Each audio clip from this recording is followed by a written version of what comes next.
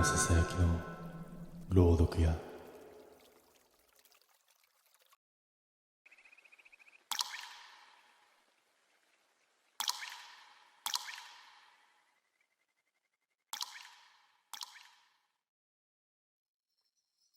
1週間前の話、娘を連れてドライブに行った。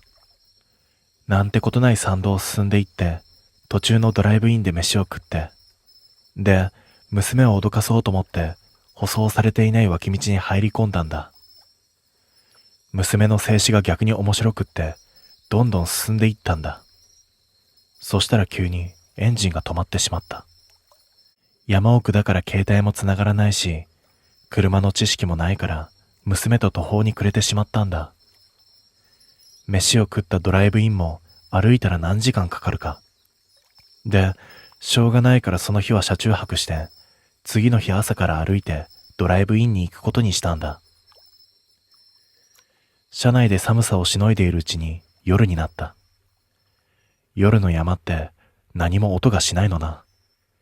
たまに風が吹いて木がざわざわ言うくらいで。で、どんどん時間が過ぎてって、娘は助手席で寝てしまった。俺も寝るか、と思って目を閉じてたら何か聞こえてきたんだ。今思い出しても気持ちが悪い。声だか音だかわからん感じで。天、そう、滅って何度も繰り返しているんだ。最初は聞き間違いだと思い込もうとして目を閉じたままにしてたんだけど、音がどんどん近づいている気がしてたまらなくなって目を開けたんだ。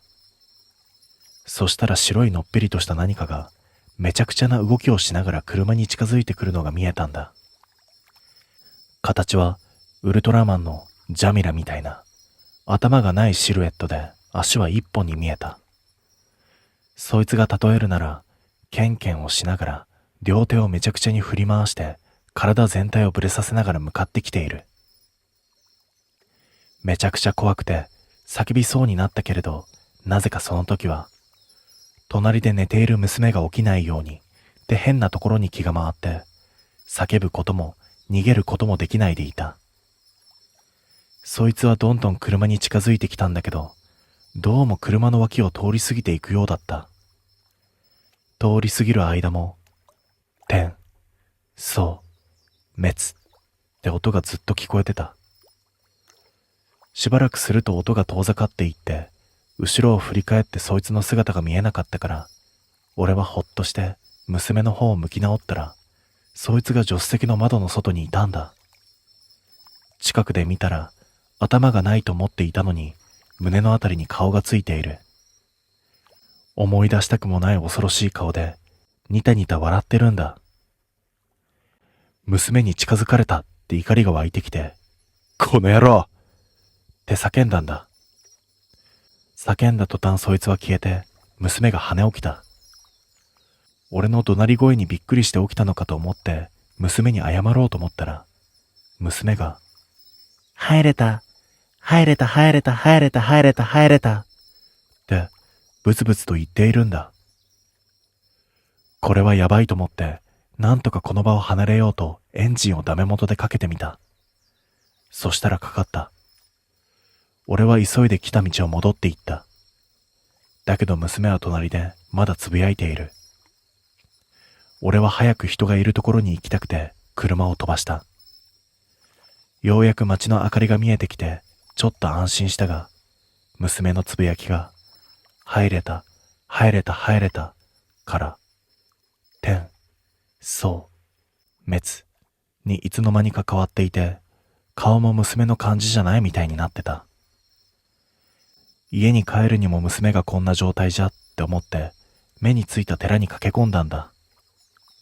夜中だったが、寺の隣の住職が住んでるところには明かりがついていて、娘を引きずりながらチャイムを押した。住職らしき人が出てきて娘を見るなり、俺に向かって、何をやったって言ってきた。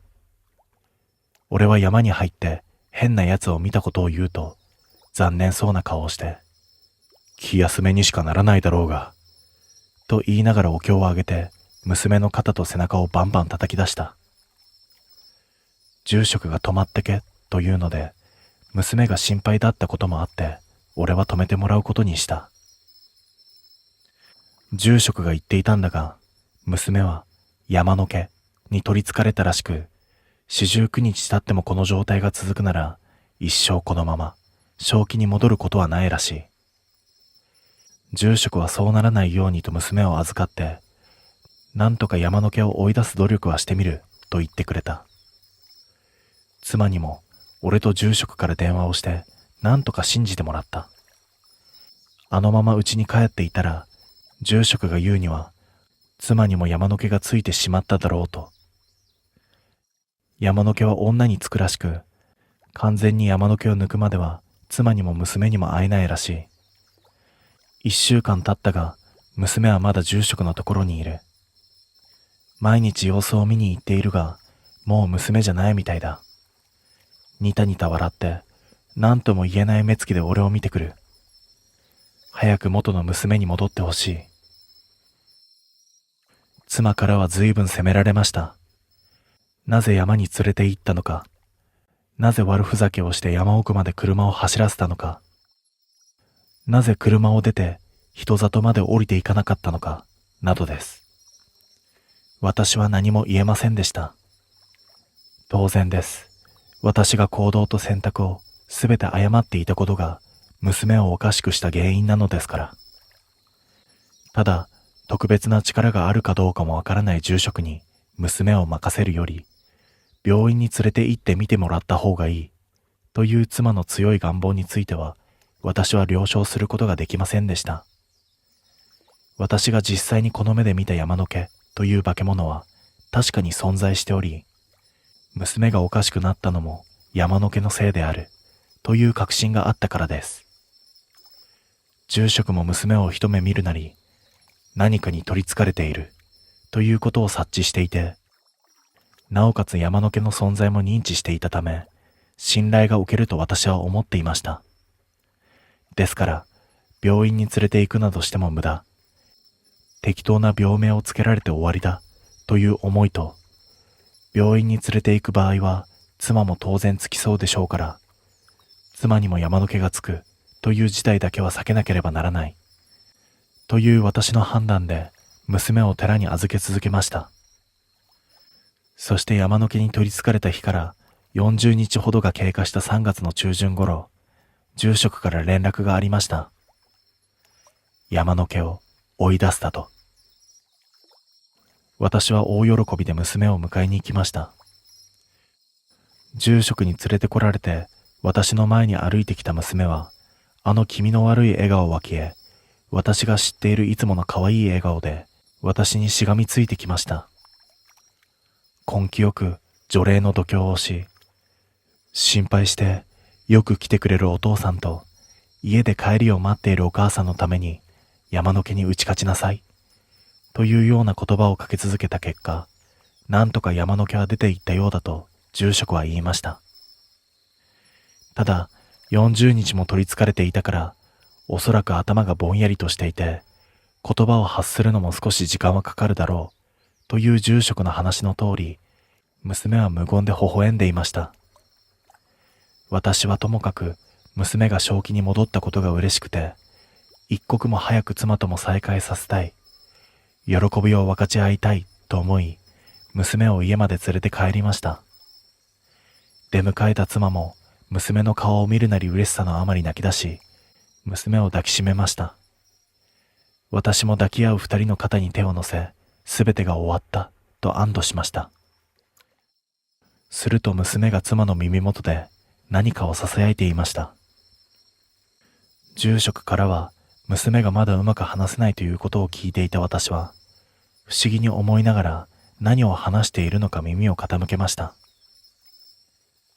天、そう、滅。それを聞いた私の全身から血の気がさーっと引いていきました。追い出すでなんかいなかったんです。山の毛は娘の中に隠れていただけだったのです。住職が家でお母さんが待っていると繰り返し話したことで、山の毛は娘以外に取り付くチャンスを狙っていたんです。妻の体がビクンと硬直し、私の方をゆっくりと向きました。無表情だった妻の顔が歪んで、娘と同じように気味の悪い笑みを浮かべていました。そして、入れた、入れた、入れた、入れた、入れた、入れた、と妻と娘が同時に声を上げました。二人とも両目が外側を向いて涙を流しながら笑っていました。そして恐怖のあまり後ずさった私にゆっくりと近づいてきました。その後のことは覚えていません。気づいたとき私の足元には血まみれの妻と娘が倒れていました。そして私の手には真っ赤に染まった包丁が固く握られていました。慌てて包丁を手から離そうとしましたが、筋肉が硬直し、全く指が動かなかったことだけを鮮明に覚えています。その後私は妻子を殺した罪で逮捕され、懲役22年の判決を受けました。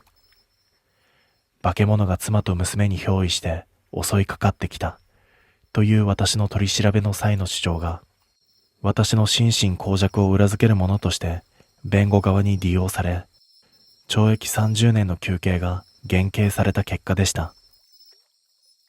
刑務所内で私は反省と自問を繰り返しました。妻の言う通り病院へ連れて行っていればこんなことにならなかったのでは。妻にも取り付いてしまうことを避けたはずが、なぜこうなってしまったのか。答えの出ない自己反省を続ける私の姿が刑務所側には心象よく映ったためか、刑期を満了する22年を待たず、私は17年で仮出所することになりました。そして仮出所した今、私は久しぶりにネットに書き込むことができています。出所して以降、17年の時を埋めるように、私はネットの知識を詰め込みました。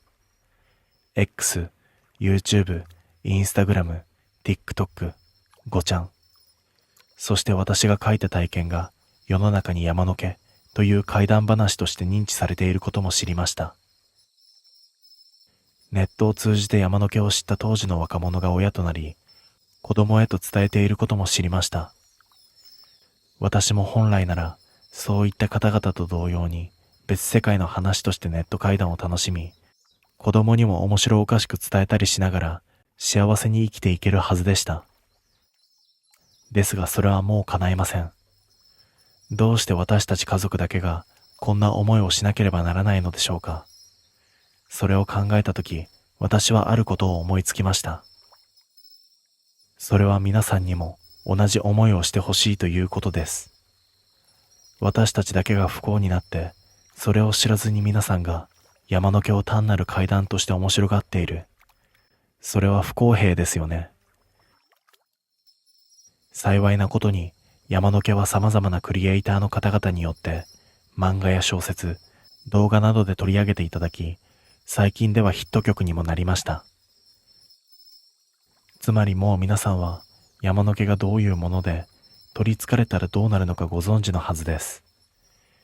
私は YouTube チャンネルを開設し、並行して X のアカウントも作り、山の毛を自らの体験談ではなく創作物として発信しました。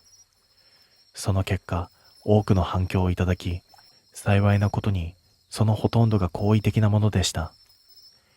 おかげさまでフォロワーも増え、さらにたくさんの方々に山の毛は知られています。準備は整いました。今もこうしてパソコンに向かっている私の後ろでは、私が殺してしまったはずの妻と娘が、あの気味の悪い笑顔を浮かべながら、私の心に語りかけてきます。もっと入りたい、もっと入りたい、と。せっかく山の毛を知っていただいて、楽しんでいたところ申し訳ないのですが、楽しいのはここまでです。これを聞いている、読んでいる方々に、私たち家族と同じ思いをしていただきます。昔流行った自己責任系のようなものです。妻と娘の無念と山の毛の欲望をネットに載せて皆さんに送ります。スマホを切っても無駄です。もうここまで聞いてしまったのですから。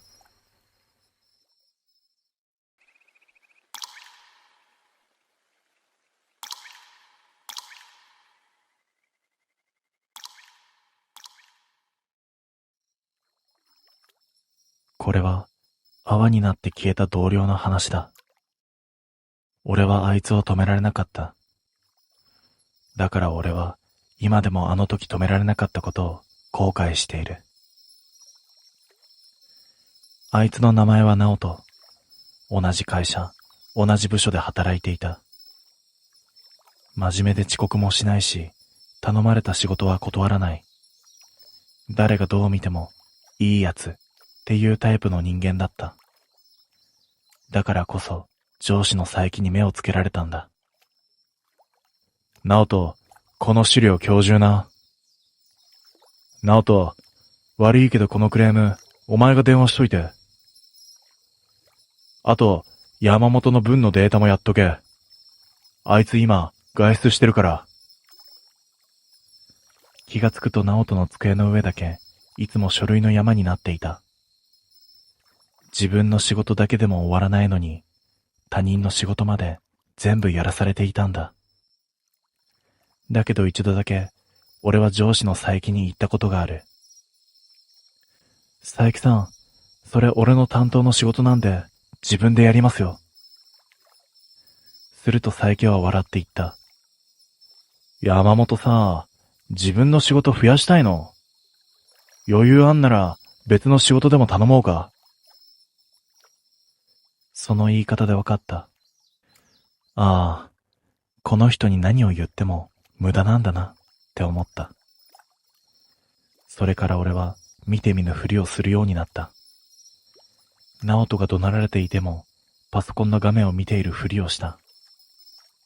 助けてしまうと次は自分だって分かったからだ。今でもそれを後悔している。直人には会社の帰りに必ず寄る店があった。海の近くにある小さなスナック。スナックしずくという店だった。古いビルの2階にあって、外階段は錆びていて、夜に登るとギシギシ音がした。俺は直人に連れて行かれて何度か一緒に行ったことがある。ドアを開けると小さなカウンターと奥にテーブルが2つだけ。店の中は少し暗くて、オレンジ色のライトがカウンターを照らしていた。いらっしゃい。ママの美咲が静かに笑う。店員の K はほとんど喋らない人だった。そしてこの店は窓から海が見えた。夜になると海は真っ暗で、波の音だけが聞こえる。霧が出る日は窓の外が真っ白になって、海と空の境目がわからなくなる。直人はいつもカウンターの一番端の席に座った。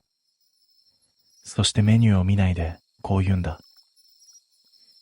ママ、いつものください。ママは何も言わずに氷の入ったグラスに透明な酒を注ぐ。直人はそれを一口飲んで必ずこう言うんだ。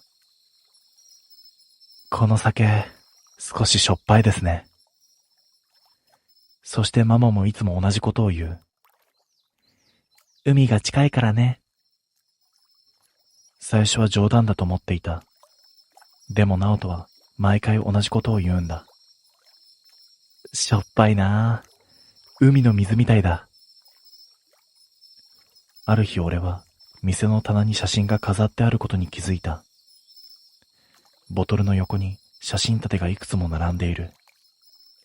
知らない男、知らない女、みんなこの店のカウンターに座って一人で写っている写真だった。俺はママに聞いた。この人たちって常連さんですか？ママはグラスを拭きながら答えた。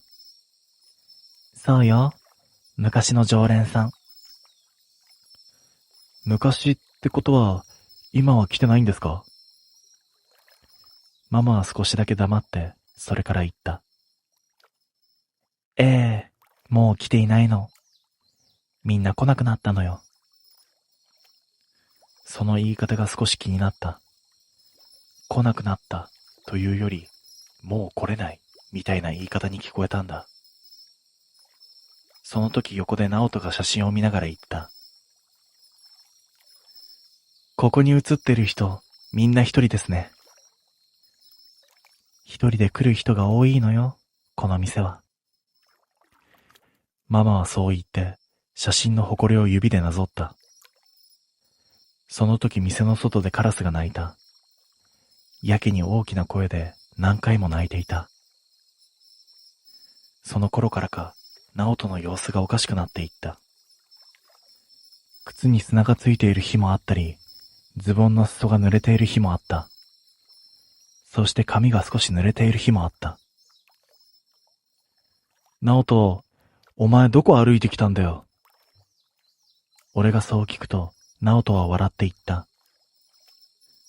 海をちょっと歩いてた。こんな夜遅くに？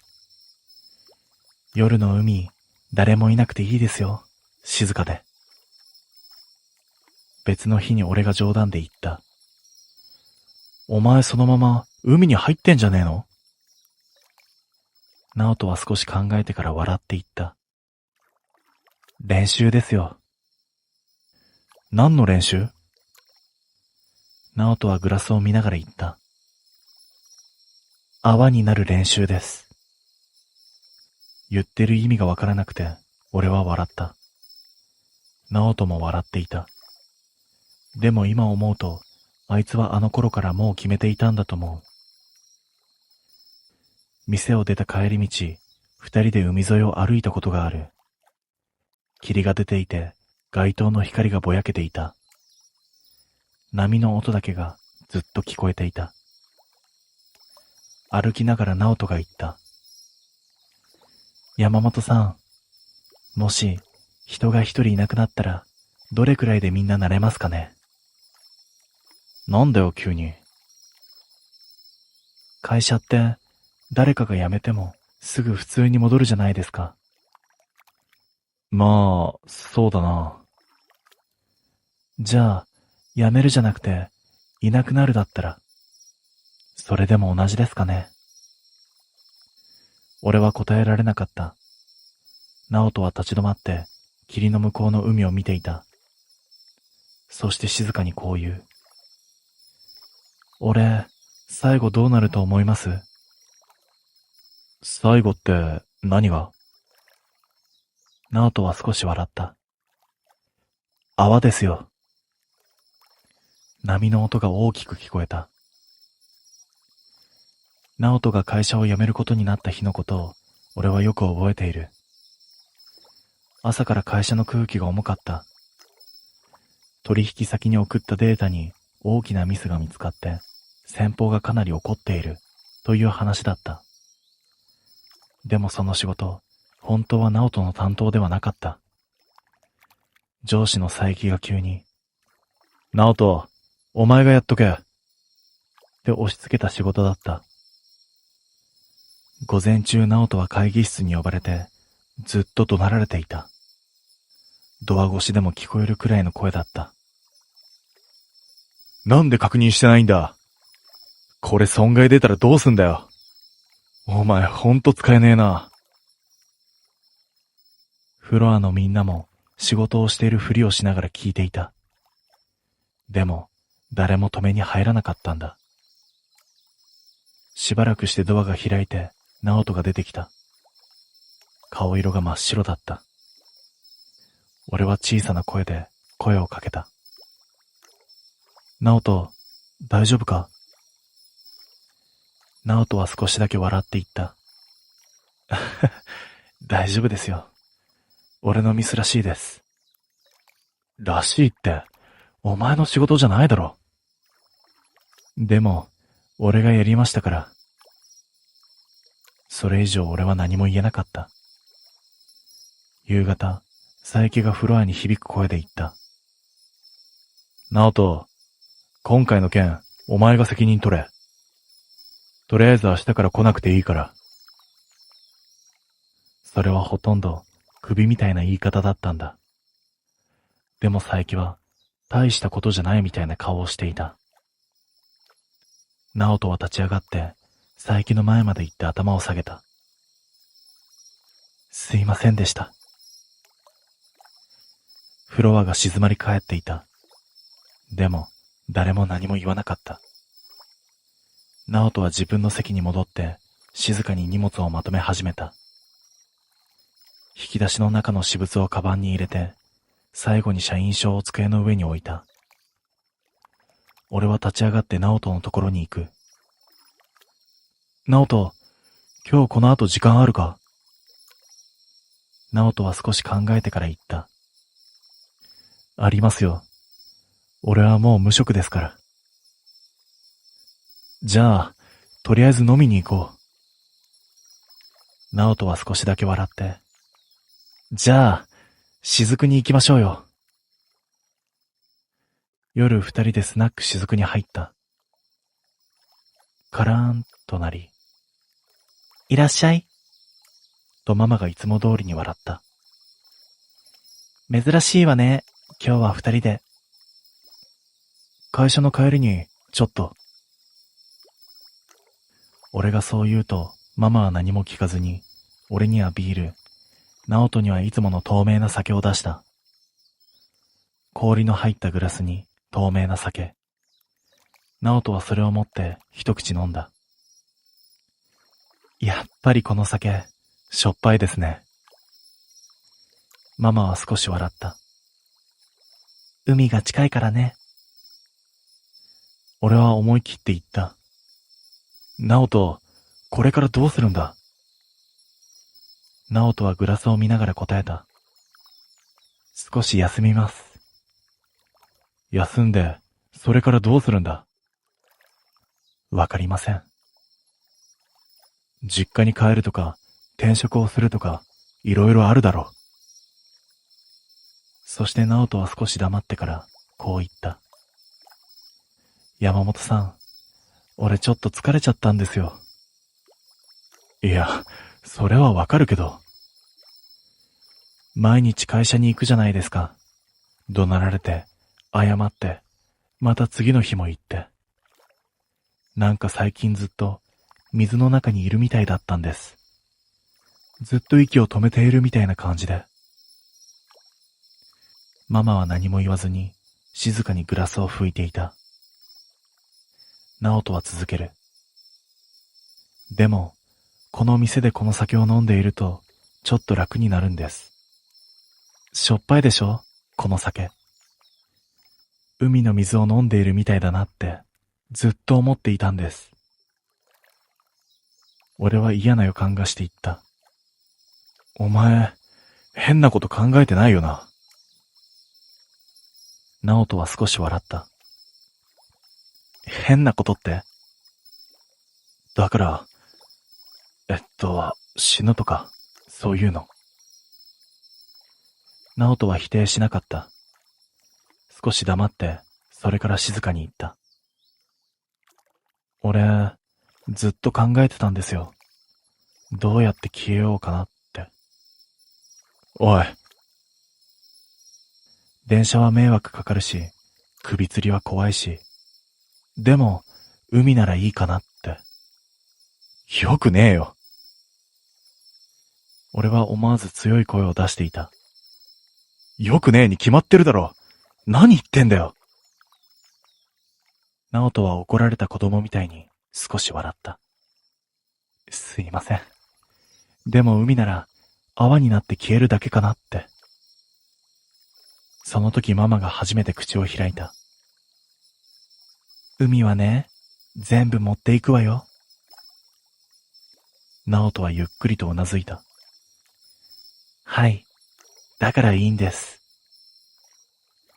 店の中が静かになった。時計の音だけが聞こえる。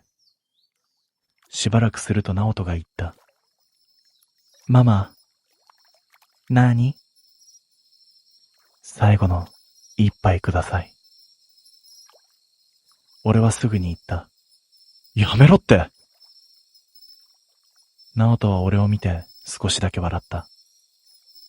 大丈夫ですよ、山本さん。何が大丈夫なんだよ。これ飲んだら帰りますから。ママは少しだけ手を止めた。でも何も言わずに棚からボトルを取って氷を入れて透明な酒を静かに注いだ。最後の一杯。直人はグラスを見つめて、それから言った。山本さん、今までありがとうございました。いや、そういうのいいから。明日俺も一緒にハローワーク行ってやるよ。仕事なんていくらでもあるから、とりあえず生きろよ。直人は少し驚いた顔をして、それから小さく笑った。そういうこと言ってくれるの、山本さんだけでした。そう言って直人はグラスを持ち上げて、ゆっくりと全部飲んだ。そしてグラスを置いて立ち上がった。じゃあ、もう行きますね。俺も立ち上がった。どこ行くんだよ。直人は少しだけ笑い、海を少し見て帰ります。いや、俺も行くって。大丈夫ですよ。今は一人で行きたいんです。おい、ちょっと待てよ。直人はドアの前で振り返っていった。この一杯を飲んだら泡になって消えるんですよ。だから、これで最後です。カランとドアが閉まって、直人は霧の中に出て行った。俺もしばらく追いかけるかどうか迷っていた。でも追いかけなかった。それを俺は今でもずっと後悔している。なんであの時追いかけなかったんだと。直人が店を出て行った後、俺はしばらく席に座ったまま動けなかった。追いかけた方がいいんじゃないか。でも今追いかけたら、本当に海に行こうとしてるって認めることになる気がして怖かったんだ。するとママが静かに言った。山本さん？何ですか？追いかけてあげなさい。俺はその言葉で立ち上がった。店を出ると霧がひどくて少し先も見えなかった。海の方から波の音だけが聞こえている。俺は直人の名前を呼びながら海の方へと走った。でも途中でわからなくなった。霧で道も海も何もかも白くぼやけていた。しばらく探したけれど直人は見つからなかった。その日俺はそのまま帰ることしかできなかった。次の日直人は会社に来なかった。その次の日も来なかった。そして佐伯は何でもないみたいに言った。飛んだな、あいつ。まあいいか。代わりはいくらでもいる。その言葉を聞いたとき、ああ、この人は本当に人が一人いなくなっても何も思わないんだな、と思った。仕事の帰り、俺は直人のアパートに行った。チャイムを鳴らしても出ない。ドアノブを回したら鍵はかかっていなかった。中に入ると部屋は妙に綺麗だった。机の上に会社の名札と携帯電話と財布、スーツがハンガーにかけてあった。もうここには戻ってこない人の部屋って感じがした。玄関を見ると革靴が一足置いてあった。濡れていて、そこに黒い砂がついていた。それを見た瞬間、海だと思った。俺はそのまま警察に電話をした。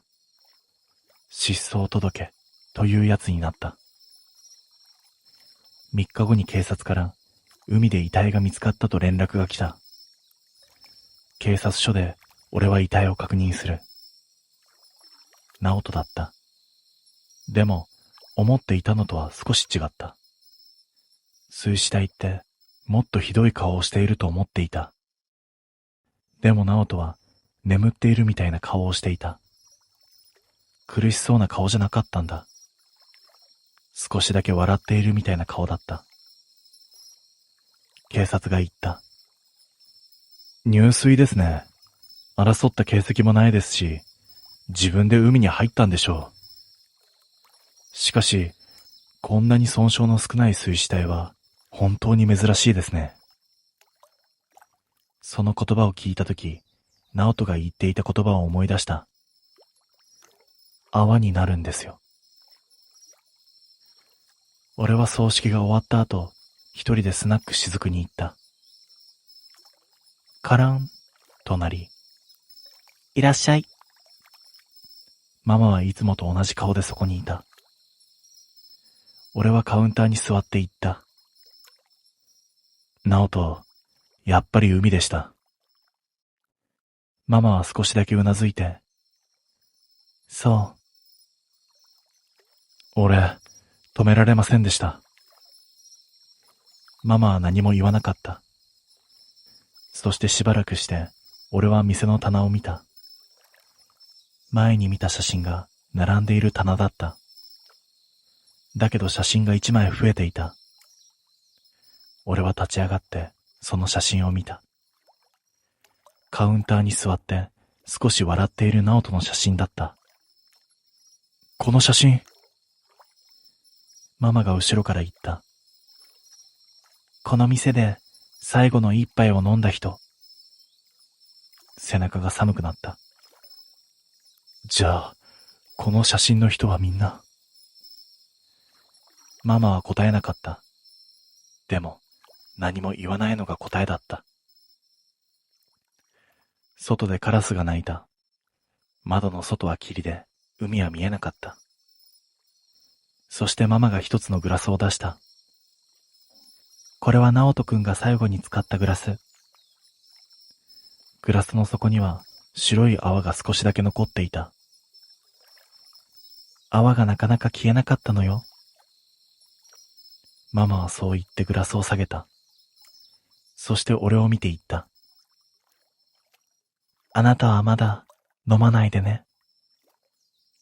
俺は何も言えなかった。店を出ると潮の匂いがした。波の音が聞こえる。そして俺は直人が最後に言った言葉を思い出した。この一杯を飲んだら泡になって消えるんですよ。あいつは逃げたんじゃない。消えたんだ。会社は今も普通に回っている。佐伯は今日も怒鳴っている。本当に何も変わってない。本当に何も変わっちゃいないんだ。でも変わったことが一つだけある。スナックしずくの棚に直人の写真が増えていた。あの店には最後の一杯を飲んだ人の写真が並んでいる。そして今日もあの店は開いている。もし逃げる場所がどこにもなくなったら、あの店に行けばいい。そしてこう言うんだ。最後の一杯をください、と。そうすればきっと泡になって消えられる。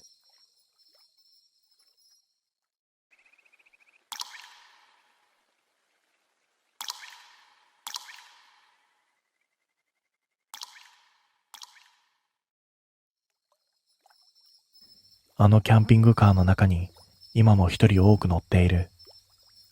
そう言うと大抵冗談だと思われるんだ。警察にも医者にも家族にもみんな同じ顔をされた。でも本当のことなんだ。あの夜から人数が合わない。最初はただの旅行だった。大学時代の友人、良介から久しぶりに連絡が来たのが始まりだった。キャンピングカー借りてさ、どっか行こうぜ。社会人になってから俺たちはこういう遊びをしなくなっていた。だから少しだけ懐かしくなって、俺はすぐに了承した。集まったのは4人。運転が好きな良介、その恋人の水木、水木の幼馴染の誠、それから俺。金曜日の夜、仕事終わりに集まってそのまま出発した。レンタルしたキャンピングカーは思っていたより古かった。白い車体に青い線。後ろの窓のゴムは黒く変色していた。中は意外と広くて、小さなテーブルと向かい合うソファー。奥には二段ベッド。秘密基地みたいで少しだけテンションが上がったのを覚えている。出発してしばらくはただの楽しい旅行だった。コンビニで酒とつまみを買い込んで音楽を流してどうでもいい昔話で笑った。誰が一番変わったとか、誰がまだ独身だとか、そんな話ばっかりしていた。山に入ったのは夜の11時過ぎだった。窓の外は真っ暗で街灯もほとんどなく、ヘッドライトの光だけが前の道を白く浮かび上がらせていた。そのうち霧が出始めた。最初は薄かったのに気づいたら前が見えないくらいに濃くなっていた。ナビ、本当にこの道で合ってる？後ろの席から誠が言った。カーナビの画面には細い参道が表示されていて、目的地のキャンプ場まであと20分と出ていた。でもどう見てもキャンプ場に続く道には見えなかった。ガードレールもない車1台分の細い道だった。近道って出てるから大丈夫でしょ。良介はそう言ってそのまま進んだ。その時だった。コンと車の後ろの方で何かを叩くような音がした。最初は小石でも跳ねたのかと思った。でも少ししてまたコンコン。今度ははっきり聞こえた。窓を叩く音だった。ねえ、今の何？水木が小さな声で言った。俺は振り返って後ろの窓を見る。でも霧で真っ白で何も見えなかった。枝じゃない？そう言いながらも誰も笑わなかった。コンコンコン。今度は少し強くなった。まるで誰かが外から窓を叩いているみたいだった。ちょっと待って、止めて。誠が言った。良介は車を路肩に寄せて止めた。エンジンはかけたまま外に出るかどうか少し迷っているようだった。俺、ちょっと見てくるよ。そう言って俺はドアを開けた。外は異様に静かだった。虫の声も風の音も何も聞こえなかった。ただ白い霧だけがゆっくりと動いていた。車の後ろにもある後部の窓も見た。だけど何もなかった。手形も傷も何もついていなかった。何もないぞ。そう言って戻ろうとしたとき気づいた。キャンピングカーの後ろに足跡があったんだ。濡れた地面にはっきりと裸足の足跡が。しかもその足跡は車の後ろから現れて、そのまま車の下に潜り込むように続いていた。その時、車の中から悲鳴が聞こえた。水木の声だった。俺は慌ててドアを開けて中に入った。どうした？水木は車の奥、二段ベッドの方を指さしていた。顔が真っ白だった。あそこ、何かいる。カーテンが半分閉まっていて、その隙間から黒い髪が少しだけ見えていた。知らない女が最初からそこにいたみたいに横になってこっちを見ていたんだ。二段ベッドのカーテンの隙間、そこから見えていたのは黒い髪の毛だった。黒い髪がベッドから垂れてわずかに揺れていた。車は止まっているのに髪だけがゆっくりと動いていた。誰？良介がそう言ってゆっくりと近づいた。俺は止めようとしたが声が出なかった。良介がカーテンを一気に開けた。だけど中には誰もいなかった。布団が少しへこんでいるだけで人はいなかった。でもへこみ方が妙だった。ちょうど誰かが今まで横になっていて、さっき起き上がったみたいな形だった。は？今、いたよな。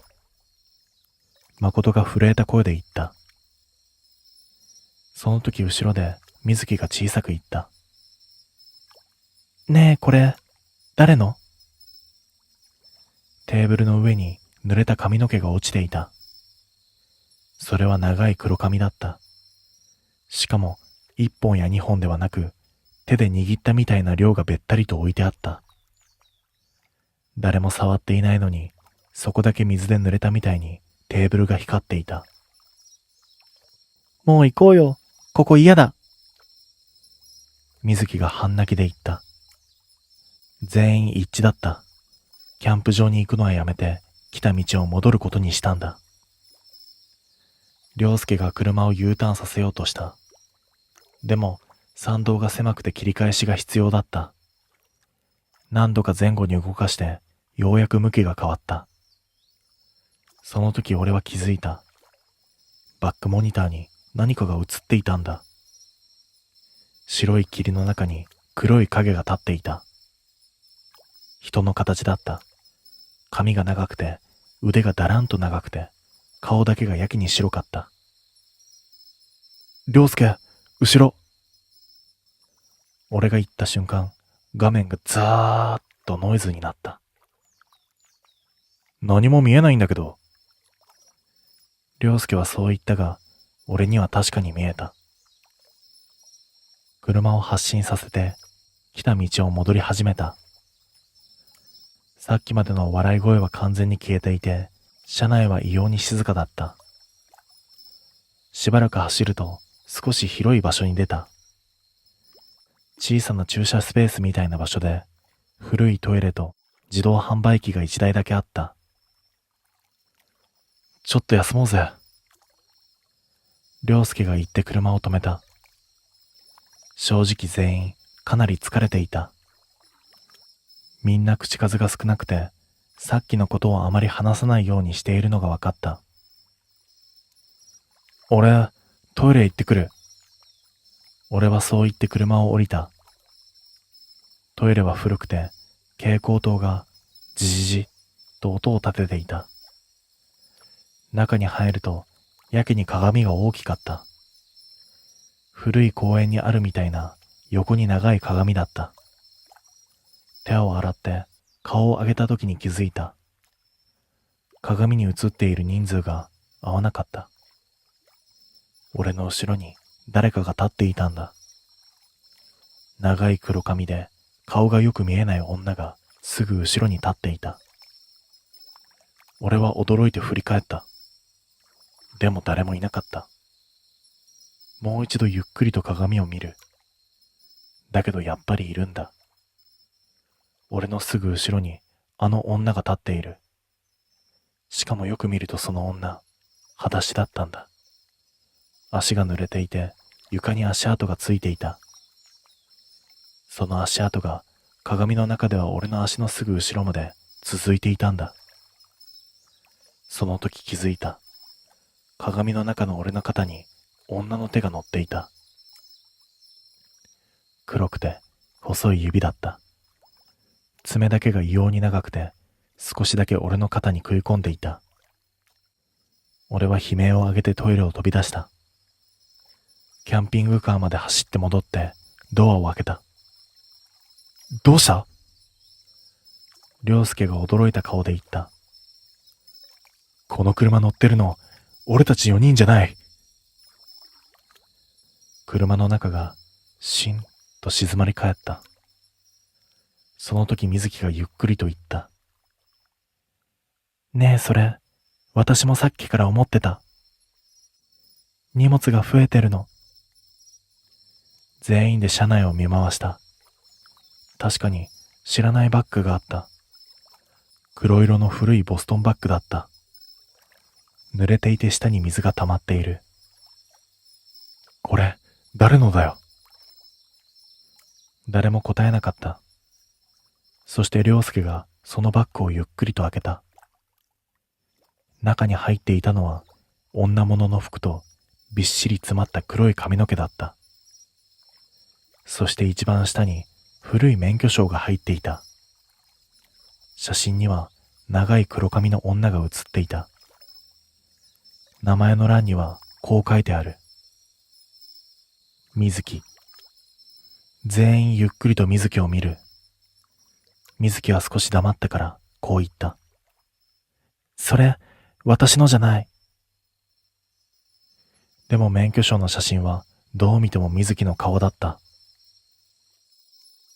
でも水木は青い顔で首を振った。違う、私こんなの知らない。免許証は古かった。角が擦り切れて少し黄ばんでいた。生年月日を見ると年齢がおかしかった。今の水木より10歳くらい年上だったんだ。同姓同名と誠が言った。その時車の天井からミシッと音がした。全員同時に上を見る。キャンピングカーの天井に何かが乗ったみたいな音だった。ミシッとゆっくりと何かが歩いてくる。車の屋根の上をゆっくりと歩く音。足音は車の後ろから前の方へと移動してきた。そして運転席の真上で止まった。その瞬間フロントガラスに髪の毛が垂れてきた。黒くて長い髪が上からスルスルっと落ちてきてガラスに張り付いた。そしてその隙間から白い顔が逆さまに見えた。女がフロントガラスの外側に張り付いてこっちを覗いている。目が合った瞬間、女の口がゆっくりと開いた。何か言っていた。でも声は聞こえなかった。だけど代わりにカーナビが突然喋り出した。目的地に到着しました。誰も目的地なんて設定し直していない。ナビの画面を見ると地図が消えていた。真っ暗な画面に小さく文字だけが出ていた。ここがあなたの帰る場所です。その瞬間、車のドアが全部ガチャッと音を立ててロックされた。良介が慌てて開けようとしたが開かなかった。エンジンも止まった。ライトも消えた。真っ暗な車内で外からコンコン、コンコンと窓を叩く音が鳴り始めた。一箇所ではなかった。右の窓、左の窓、後ろの窓、そして天井。いくつもの手が同時に窓を叩いていた。もう無理だ。良介が叫んで運転席のドアを蹴った。その時、後ろのベッドのカーテンがスーッと開いた。暗闇の中で誰かが起き上がったんだ。長い髪、白い顔、濡れた足。その女がゆっくりと言った。やっと帰ってこれた。その声は水木の声だった。全員水木を見る。でもテーブルのところに座っている水木とベッドの上にいる女、同じ顔が2つあったんだ。ねえ、気づかなかったの？ベッドの上の水木が言った。最初から5人だったよ。その瞬間車の窓を叩く音がピタッと止んだ。そしてカーナビがもう一度喋った。人数を確認してください。暗闇の中で良介が震える声で言った。1人、2人、3人、4人、5人。1人多かった。次の瞬間、車の中の電気が一瞬だけついた。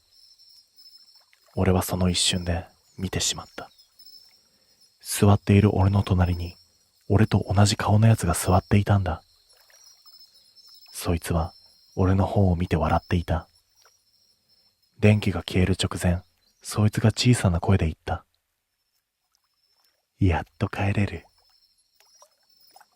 あのキャンピングカーの中には今も1人多く乗っている。そして多分、多いと思っている方が間違っている。本当はもう誰も帰れていない。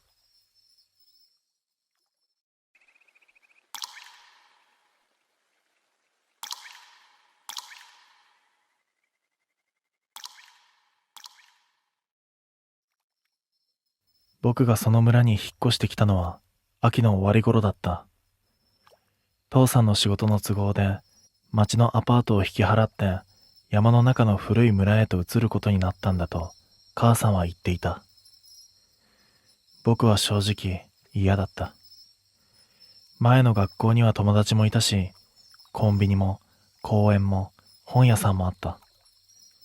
でも新しく行く村にはそういうものがほとんどないらしかった。引っ越しの日、車の窓から見えたのは山ばっかりだった。どこまで行っても木があって、道は細くて、途中からガードレールもなくなった。その道をずっと進んだ先に、ようやく家が見えてきた。古い瓦屋根の家が何軒も並んでいて、畑があって、道端には背の高いすすきが揺れていた。夕方の光が村中を黄色くしていて、綺麗といえば綺麗だったけれど、なんだか昔の写真の中に入り込んでしまったみたいだった。村の入り口には木の看板が立っていた。歓迎、月ヶ沢へようこそ。そう書いてあった。その下に小さく白い字で、現在の人口108人と書かれていた。僕はその数字を見てなんとなく覚えた。108人。少ないな、と思った。クラス4つ分しかいない。でもその時はそれだけだった。村の人たちは僕らを随分親切に迎えてくれた。家の前まで何人も出てきて、野菜だの漬物だのを持ってきてくれる。年寄りも多かったけれど、みんなニコニコしていて、母さんはすぐに安心したみたいだった。いい人たちばかりでよかったわね。そう言って、もらった大根を台所へと運んでいた。父さんも、これなら静かで仕事に集中できる、と機嫌が良かった。でも僕は、その日から少しだけ変だと思っていた。村の人たちはみんな親切なのに、誰も長く僕の顔を見ないんだ。はじめまして、と言ってくれる。頭も撫でてくれる。笑いかけてもくれる。でもその後すぐに、ふっと目をそらすんだ。まるで、あんまりはっきり覚えないようにしているみたいに。それと、子供が少なかった。引っ越しの手伝いに来ていた人たちの中にも、子供は一人もいなかったし、家の前の道にも遊んでいる子供の声が全然しなかった。村の規模を考えたら、もっといても良さそうなのに。この村って子供いないの？荷物をほどきながら聞くと、母さんは段ボールの中を見たまま答えた。いるわよ。学校もちゃんとあるって聞いてるし、人数は少ないんじゃない？その言い方は軽かったけれど、僕はなんとなくそういう少ないって感じじゃない気がしていた。いるけど見かけない、そうじゃなくて、最初からあまりいない、そんな感じがした。次の日、僕は父さんと一緒に村の学校へと行った。月ヶ沢小学校と書かれた木の表札が門のところにぶら下がっていて、校舎は思ったよりもずっと古かった。窓ガラスがところどころ曇っていて、廊下を歩くと、ミシッ、ミシッとなった。先生は優しい人だった。笑うと目尻にシワが寄る。細い男の先生で、僕を職員室に呼んでくれて、転入の書類を見ながら言った。じゃあ、今日から5年生だね。よかったよ。これで人数が合う。え？と聞き返すと、先生は一瞬だけ黙って、それから笑った。ああ、いや、ちょうどいい人数になったってこと。気にしなくていいよ。その、ちょうどいい人数っていう言い方が僕は少し気になった。5年生の教室には僕を入れて4人しかいなかった。男の子が1人、女の子が2人。教室は広いのに机の数は少なくて、なんだか歯が抜けた口みたいだった。みんな親切ではあった。名前を聞いてくれたし、どこから来たのかも聞いてくれた。でもどこか変だった。僕が、前の小学校では27人いたよ、と言ったとき、みんなほんの少しだけ顔を見合わせたんだ。それは驚いた顔ではなくて、そんなにいて大丈夫なのというような変な顔だった。休み時間に、ユウトっていう同じクラスの男の子が僕に学校の裏を案内してくれた。畑や古い倉庫や誰も使っていないブランコのところを見せてくれた後で、校庭の隅に立っている掲示板を指さした。そこには行事予定と一緒に白い紙が貼られていた。現在の村の人口、108人。やっぱりその数字だった。これ、なんで貼ってあるの？僕が聞くと、ユウトはすぐに答えなかった。土をつま先でこすってから小さな声で言った。毎日変わることもあるから。毎日？うん。そんなに人出たり入ったりするの？そう言うと、ユウトは首を振った。その顔が少しだけ青く見えた。出たり入ったりっていうか、合わせるんだよ。何を？人数。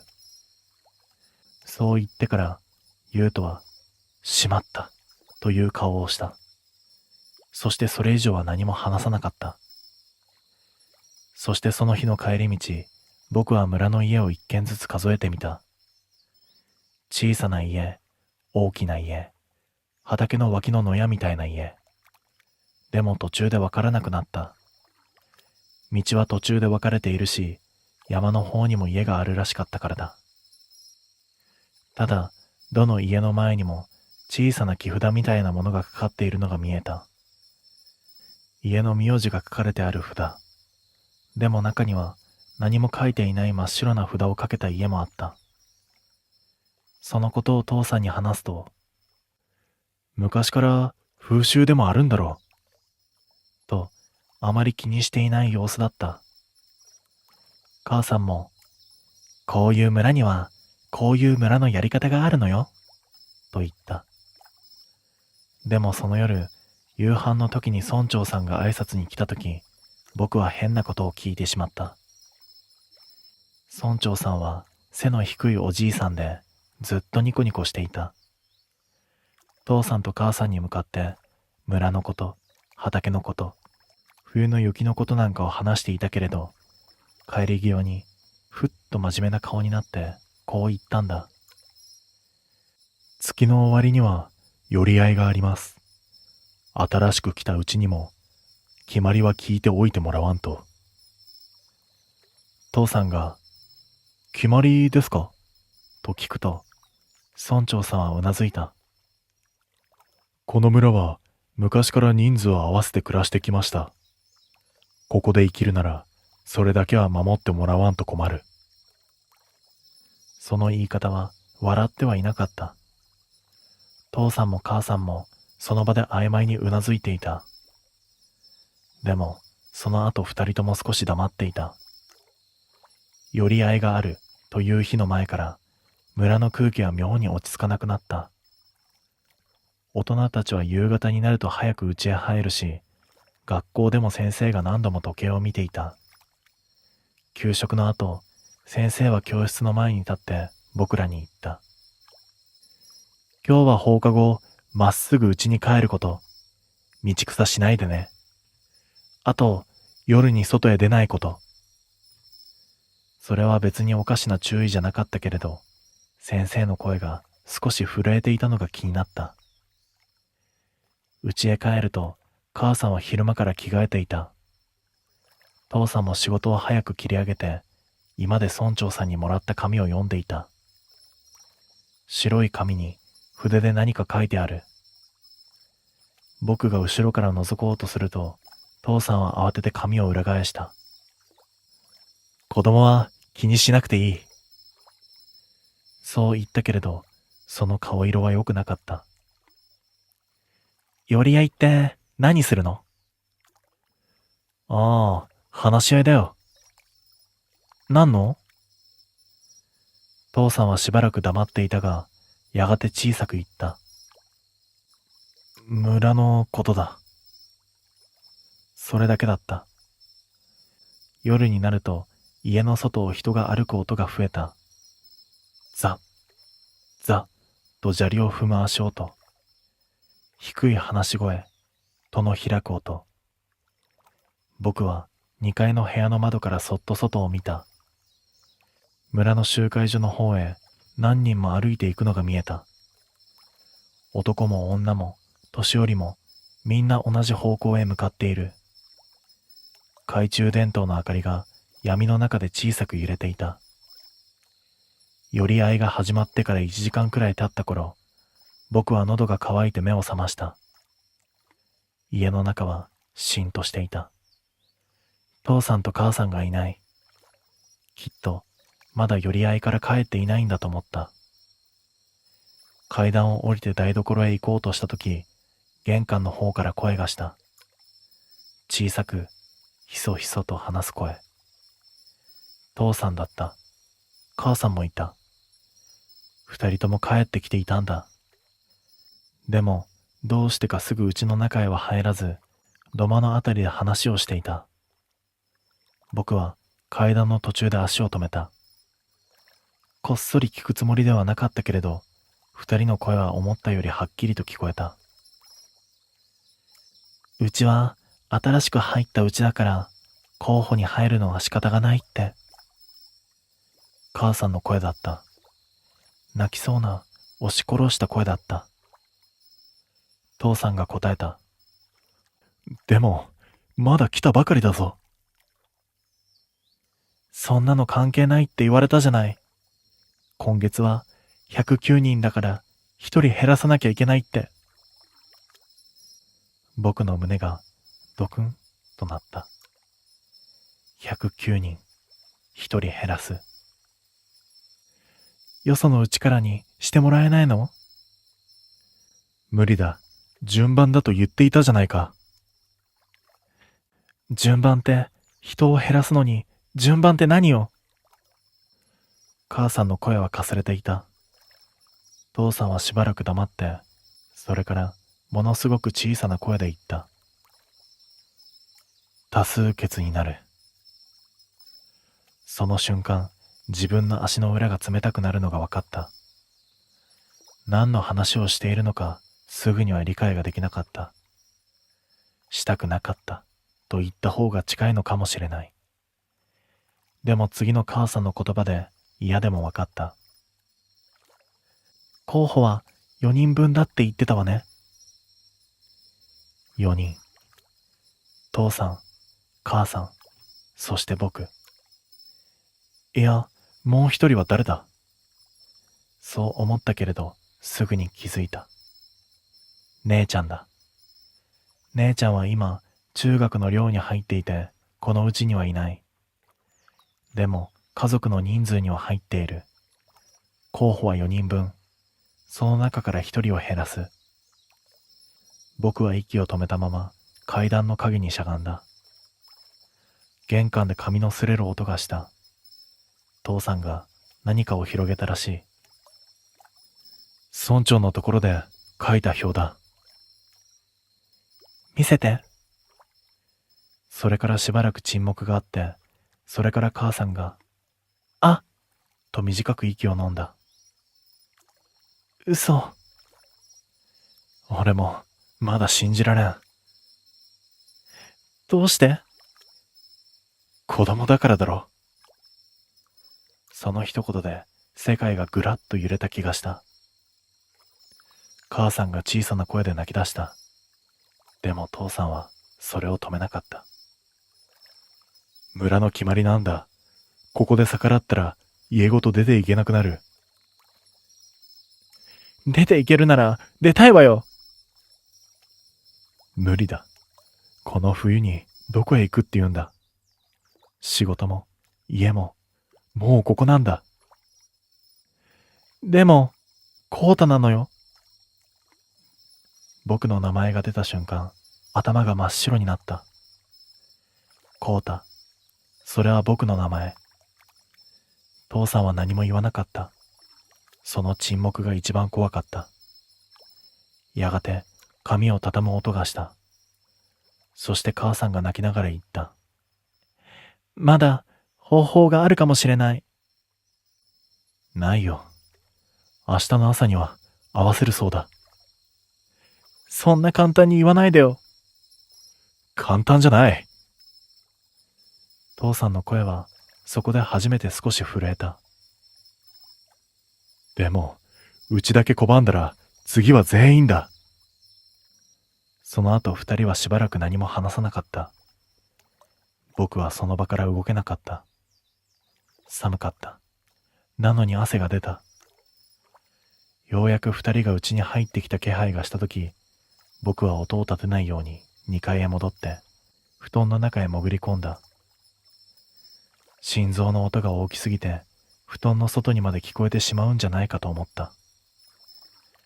自分が明日の朝には減らされる。そう考えてもどういう意味なのか、まだどこか現実じゃなかった。殺されるのか、どこかへ捨てられるのか、川へ落とされるのか、山へ連れて行かれるのか。わからない。わからないけれど、とにかくここにいたらダメなんだと思った。夜が明ける前に逃げよう。僕はそう決めた。でも、怖くて一睡もできなかったせいで、気がついた時にはもう外が少し明るくなっていた。鳥の鳴く声がしていた。家の中は静かだった。僕は布団を跳ねのけて立ち上がり、ランドセルも持たずに階段を降りた。玄関へ行こうとしたとき、居間の襖が開いて、母さんが出てきた。僕を見ると、母さんはピタリと止まった。その顔を見た瞬間、僕は叫びそうになった。泣いた跡があるのに、表情だけが妙に穏やかだったからだ。起きたの？コウタ。いつも通りの声だった。僕は一歩下がる。どこ行くの？学校。自分でもびっくりするくらい普通の声が出た。母さんは少しだけ首をかしげた。その仕草が昨日までと全く同じで余計に怖かった。あらそう？じゃあ朝ごはん食べていきなさい。台所から父さんの声もした。早くしろよ。遅れるぞ。その声も普通だった。あれを聞いたのは夢だったのか、そう思いたくなった。でも夢じゃないとすぐにわかる。食卓には3人分の朝ごはんが並んでいた。父さんの分、母さんの分、そしてもう一つ、僕の席の前に置かれた茶碗。それなのに、母さんは僕を見るたびに、ほんの少しだけ目を細める。それは、初めて会った人の顔を確認するみたいに。父さんもそうだった。目が合う。でもすぐにそらす。まるで、覚えないようにしているみたいに。僕のこと、わかるよね？思わずそう言うと、母さんは箸を持つ手を止めた。何言ってるの？変なこと言わないの。その返事はいつも通りだった。なのにそこには温度がなかった。朝ごはんを半分も食べられないまま僕は学校へと向かった。逃げればよかったのかもしれない。でも、どこへ逃げればいいのかわからなかった。村を出る道は一本しかないし、その道の先に何があるのかもしれない。それに、まだどこかで学校へ行けば何か変わるかもしれないと思っていた。校門をくぐると、先生が玄関の前に立っていた。おはようございます。そう言って頭を下げたのに、先生は不思議そうな顔で僕を見た。君、どこの子だい？足が止まった。え？保護者の方は？先生の声は本気だった。冗談ではなかった。僕、昨日からこの学校に。そこまで言って言葉が喉に詰まった。昨日、確かに自分の机があったはずの教室を除く。机は3つしかなかった。優斗がいた。女の子も2人いた。でも、僕の席だけがなくなっていた。教室の後ろのロッカーも見た。自分の名札がない。連絡帳もない。上履きの入っていたはずの棚にも空いた場所なんてなかった。先生はだんだん困った顔になる。君、名前は？名前。僕は口を開いた。あれ？その先が出てこなかった。こうた。そう言おうとしたのに、舌がうまく動かなかった。自分の名前なのに、急に遠くなっていたんだ。何度も呼ばれていたはずなのに、音の形がぼやけていく。先生は心配そうに僕を見ていた。でも、その目の中には、昨日僕に向けたはずの記憶が一つもなかった。そして僕は学校を飛び出した。走って、家まで戻った。息が苦しかった。喉も痛かった。でも止まれなかった。家の戸を開けると母さんがいた。声は震えた。母さんは振り返って僕を見る。それからゆっくりと眉を寄せた。どちら様ですか？その言い方は冷たくなかった。本当に見知らぬ子供が入ってきたから驚いたという顔だった。母さん？そう呼んだ瞬間、母さんの顔がこわばった。誰のお家の子？勝手に入ってきちゃダメでしょ？その声に奥から父さんも出てきた。父さんも僕を見るなり、知らない子を見る顔をした。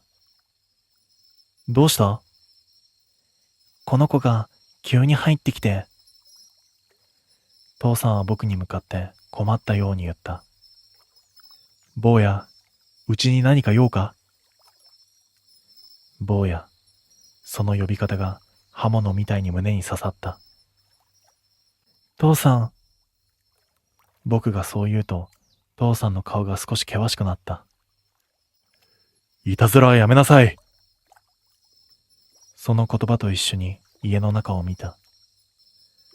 靴箱の上にあったはずの家族写真が見えた。それは去年、姉ちゃんが寮に入る前に撮った写真。父さん、母さん、姉ちゃん、そして僕。そのはずだった。でも写真には3人しか写っていなかった。父さんと母さんと姉ちゃん。その真ん中にあるはずだった僕の姿だけが最初からそこにいなかったみたいにきれいに消えていたんだ。僕はふらふらと自分の部屋へと向かった。でもその部屋はもう自分の部屋ではなかった。机もベッドもなくなって段ボールと古い座敷布団が積まれていた。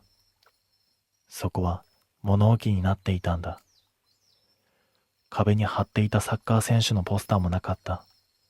本棚もない。床に置いていた青い箱もなかった。そこには最初から誰も住んでいなかったみたいだった。そして後ろで父さんの声がした。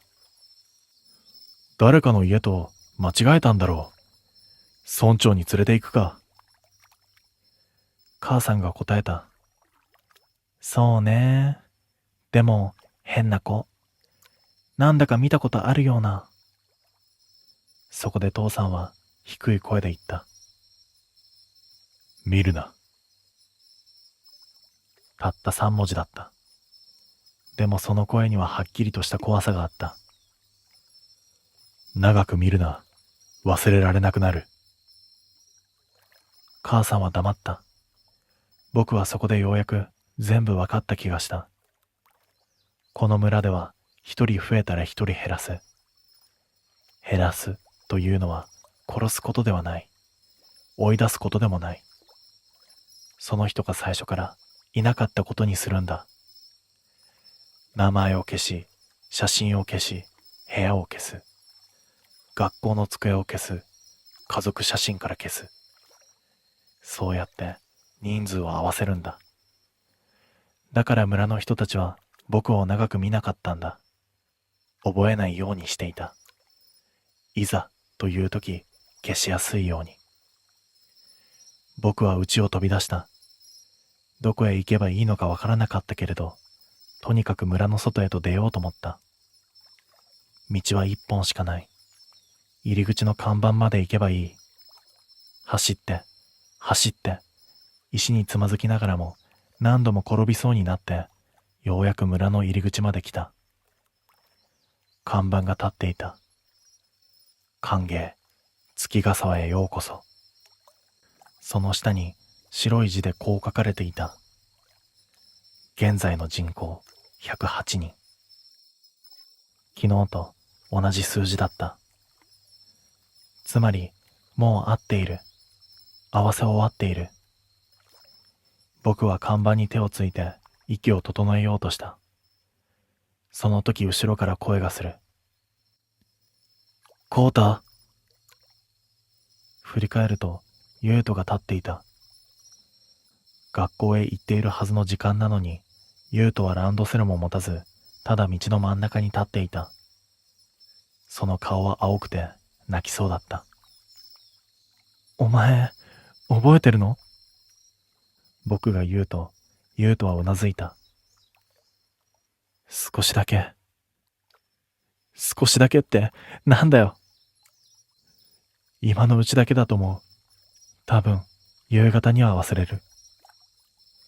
その言い方があまりにも普通で、僕は怒鳴りたくなった。なんでだよ。なんでこんなことするんだよ。ユウトはビクッと肩を震わせた。でも逃げなかった。しないと、今度はうちなんだ。その一言で声が止まった。ユウトは唇を噛んで続ける。前はうちの姉ちゃんが候補に入った。だから父さんたち必死だったんだ。次に増えた時、よそから来たうちがあったから助かったって。そこから先はうまく言えないみたいだった。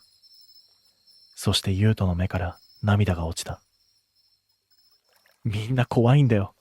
自分の家の誰かが消えるのが怖いんだよ。だから先に消すんだ。僕は何も言えなかった。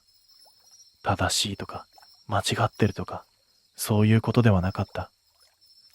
この村ではそれがもう当たり前になっている。誰かを消さなければ自分の家が消される。そうやってずっと続いてきていたんだ。村から出ればいいじゃないか。僕が言うと、ユウトは首を振った。出てもダメだよ。名前がないから。その言葉が胸の中に重く沈んだ。そうだ。仮にここを出られても、僕は誰にも自分を証明できない。学校の記録もない。家族も覚えていない。写真もない。名前すら、さっきからもう少しあやふやになってきている。昨日の夜、神社で紙を燃やしたんだ。何の紙？お前の名前。風が吹いて、すすきがざわざわとなった。その音を聞いた瞬間、急に寒くなった。もう夕方みたいな寒さだった。名前を燃やすと、その人は村の外にいても帰る場所をなくすんだって。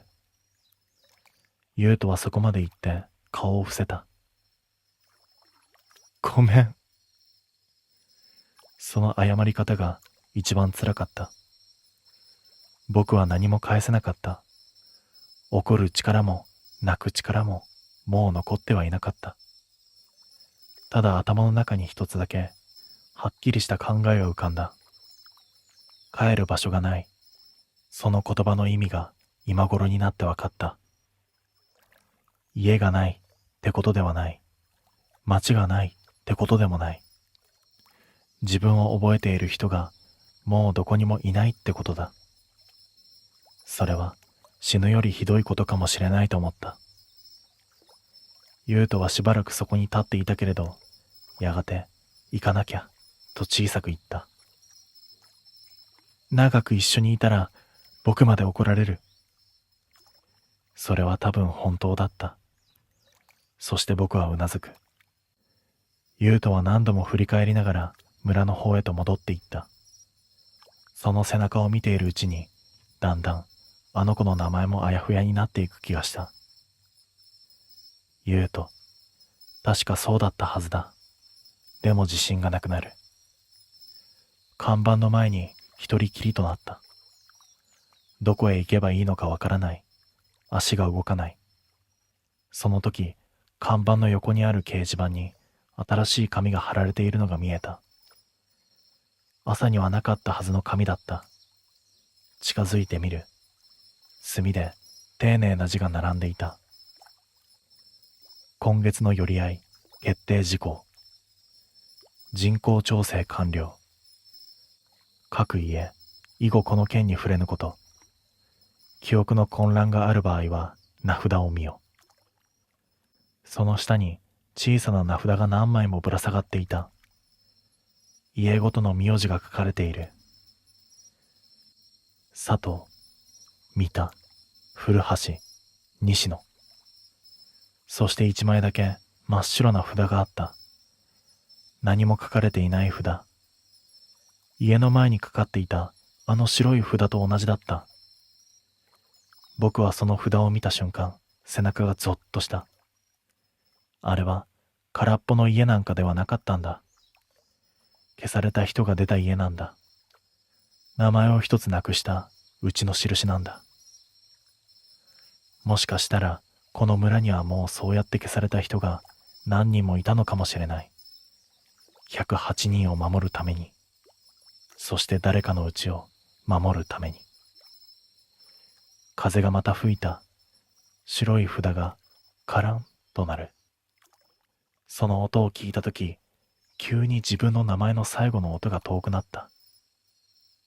こうだ。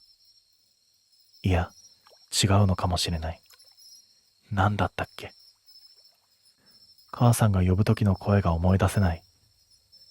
父さんが怒る時の言い方ももうぼやけている。僕は慌てて口の中で何度も自分の名前を言おうとした。でもうまくつながらなかった。喉の奥がカラカラになって声にならない。その時、村の方から昼のチャイムが鳴った。学校のチャイムと同じ音だった。山にぶつかって長く響く。僕はふと校舎の黒板を思い出した。朝、先生の後ろにかかっていた黒板。そこには日付と当番の名前と、もう一つ白いチョークでこう書いてあった。村の人口、現在108人。その数字の中に僕はいなかった。いないのにまだ立っている。いないのにまだ息をしている。いないのに誰にも見つけてもらえない。それが急にどうしようもなく怖くなった。僕は看板の前にしゃがみ込んで声もなく泣いた。でも泣いているのが誰なのかもう自分でも少しわからなくなっていた。山の風が冷たい。道の向こうでは村の家々から昼ご飯の匂いが流れてきていた。味噌の匂い、焼いた魚の匂い、どこにでもある家の匂いだった。その匂いを嗅いだ瞬間、胸の奥が空っぽになった。もうあそこへ帰っても誰も僕の席を用意していない。もうあの家で僕の名前を呼ぶ声はない。僕はもう一度自分の名前を思い出そうとした。けれど、とうとう最後まで思い出せなかった。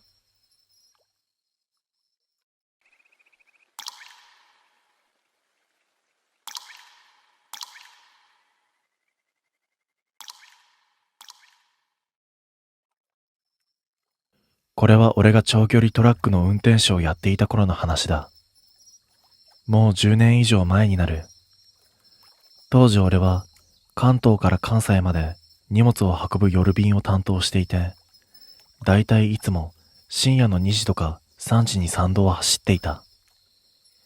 夜の参道ってのは本当に何もない。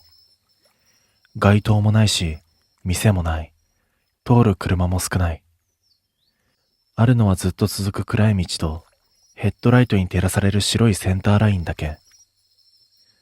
慣れてくると眠気との戦いになるから、運転手はみんな自分なりの休憩ポイントをいくつか決めている。この先の自販機で休むとか、このパーキングエリアで仮眠をするとか、そういうのだ。運転手同士って無線や休憩所でよく情報交換するんだよ。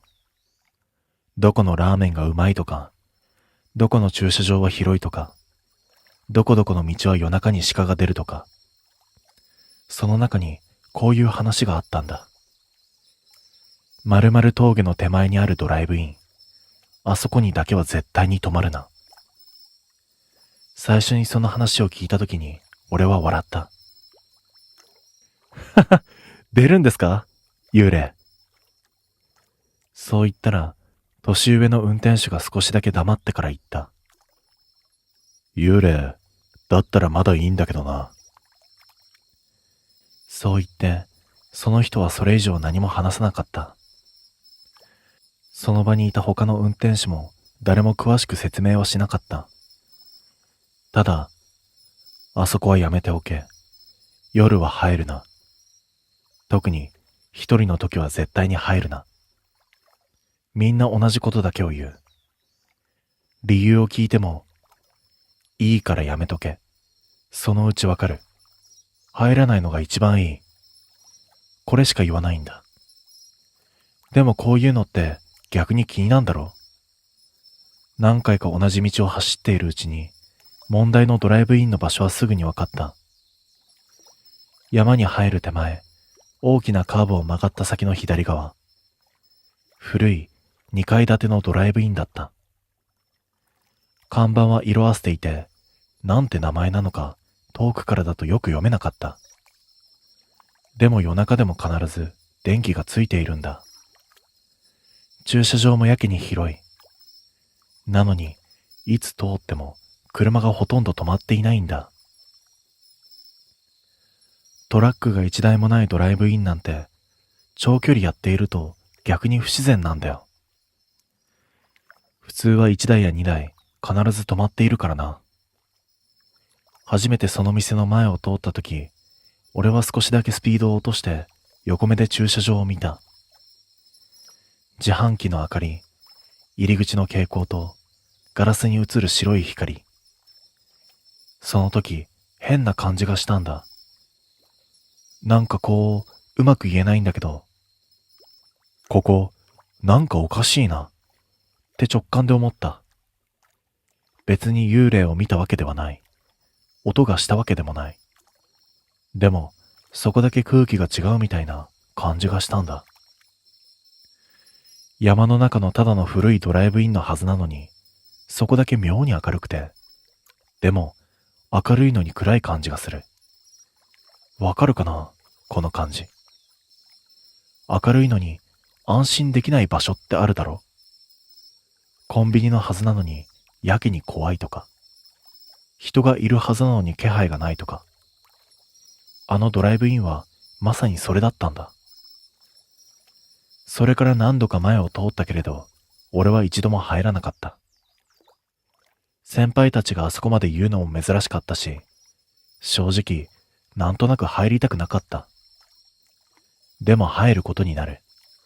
入らなきゃいけない状況になったんだ。あれは雨の日だった。かなり強い雨で、ワイパーを最速にしても前が見えにくいくらいだった。参道に入る前に少し休もうと思って、いつも止まる自販機スペースに行ったら、トラックが何台も止まっていて、止める場所がなかった。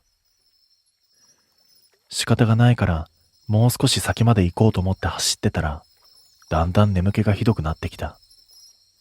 目が重くて、視界がぼやける。やばいな。これは一回ちゃんと止まって休憩しないと。そう思ったとき、前にあのドライブインの看板が見えた。雨の中、ぼんやりと光っている看板。俺は少し迷った。やめとけって言われてたよな。でも、このまま参道に入るのは危ない。事故るかもしれない。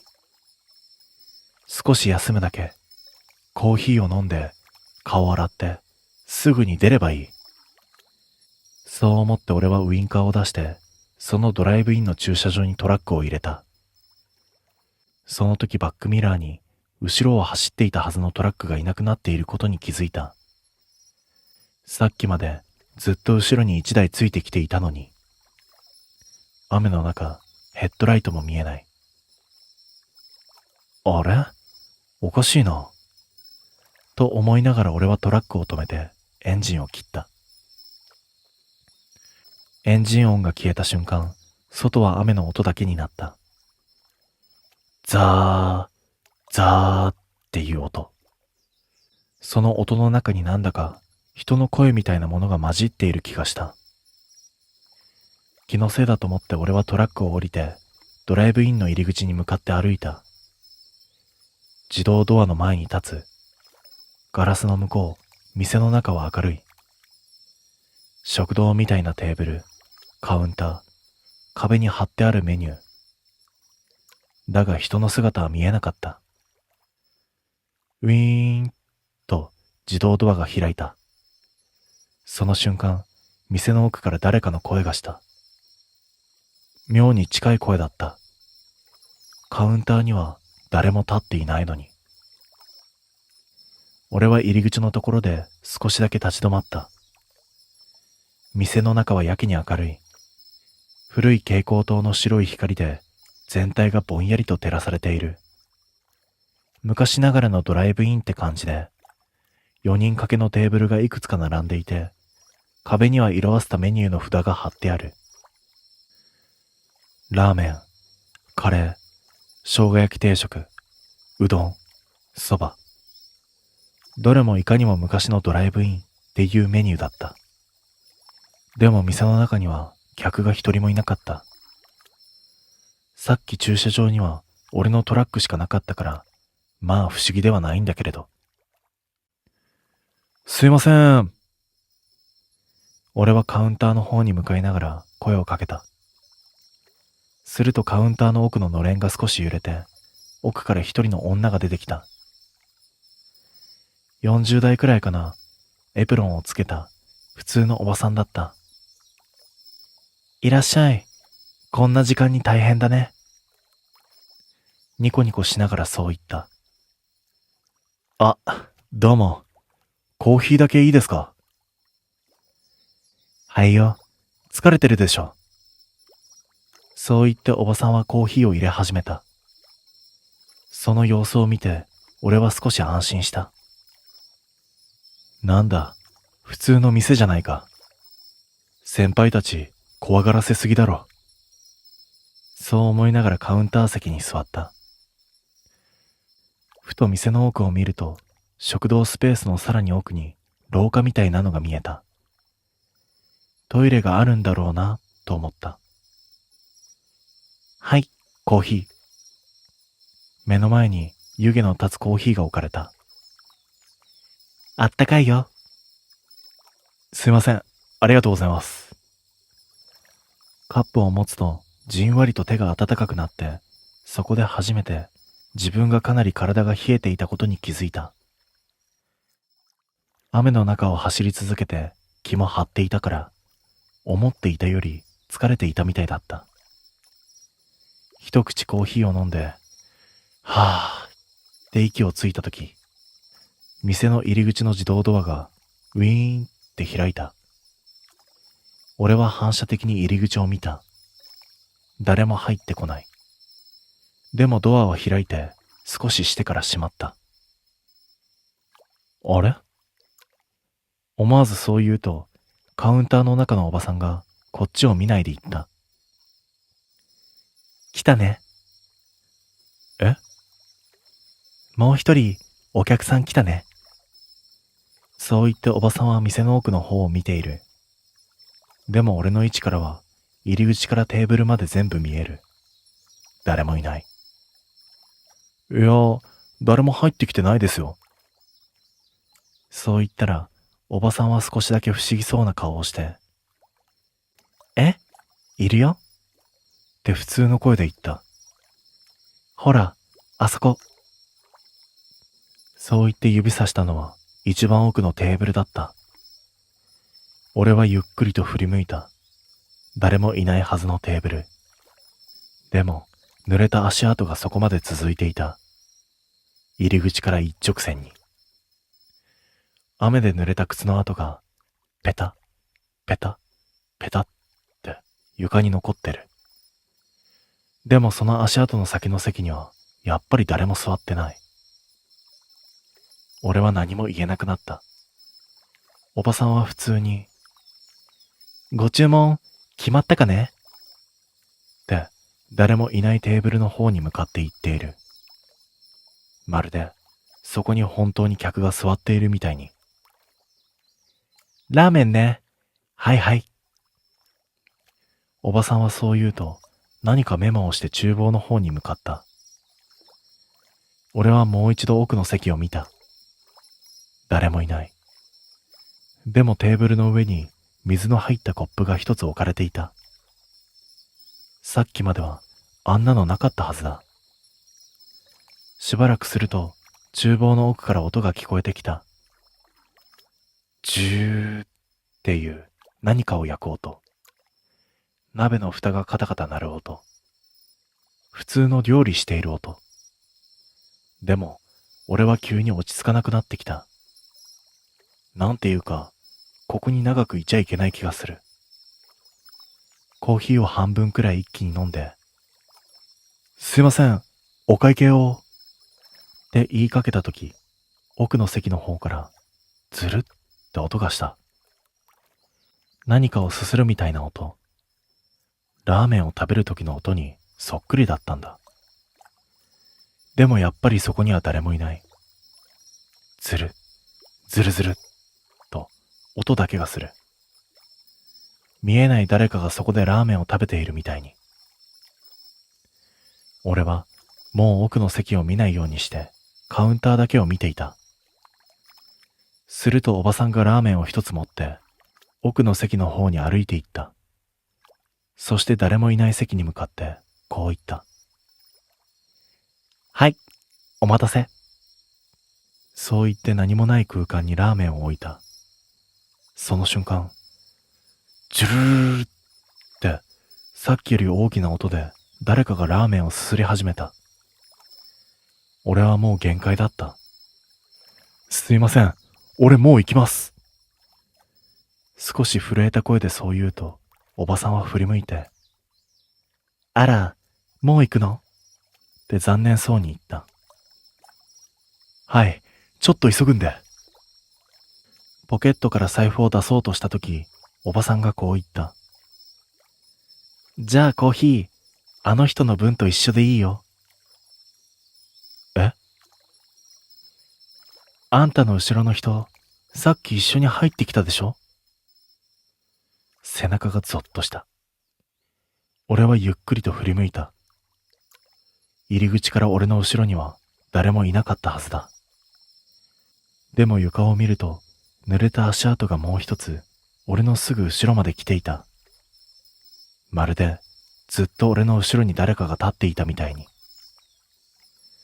さっき入り口から奥の席まで続いていた足跡とは別に、もう一つの足跡が、入り口、俺の後ろ、ずっと俺の真後ろで止まっている。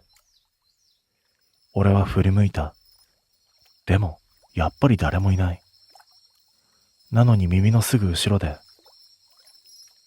やっと入ってくれた。って男の声がした。男の声は俺のすぐ後ろから聞こえた。振り向く。でもやっぱり誰もいない。なのに気配だけがある。すぐ後ろに誰かが立っている気配。俺は何も言えなくなって、そのまま固まってた。するとカウンターの中のおばさんが、こっちを見て笑いながら言った。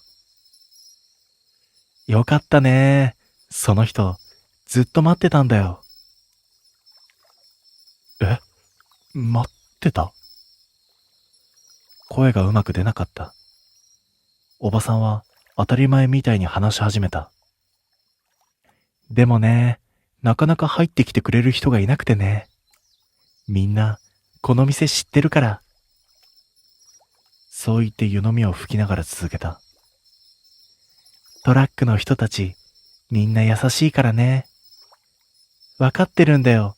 ここに入ったらどうなるか。その言葉を聞いた瞬間、背中に冷たい汗が流れた。どうなるってどういうことですか？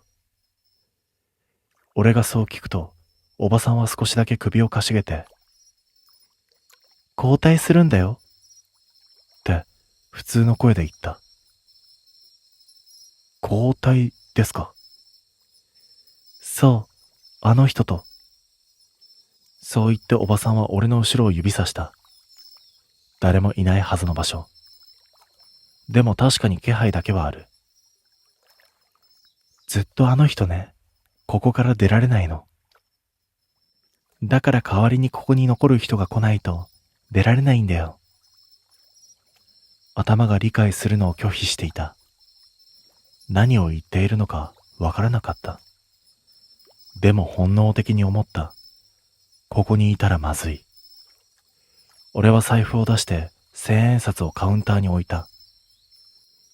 釣り、いらないんで。そう言って店の入り口の方に向かって歩き出した。その時後ろから足音が聞こえた。ペタ、ペタ、ペタ、と濡れた靴で歩く音。さっき見た濡れた足跡の音。そいつが俺のすぐ後ろをついてくる。ゆっくり、ペタ、ペタ、ペタ。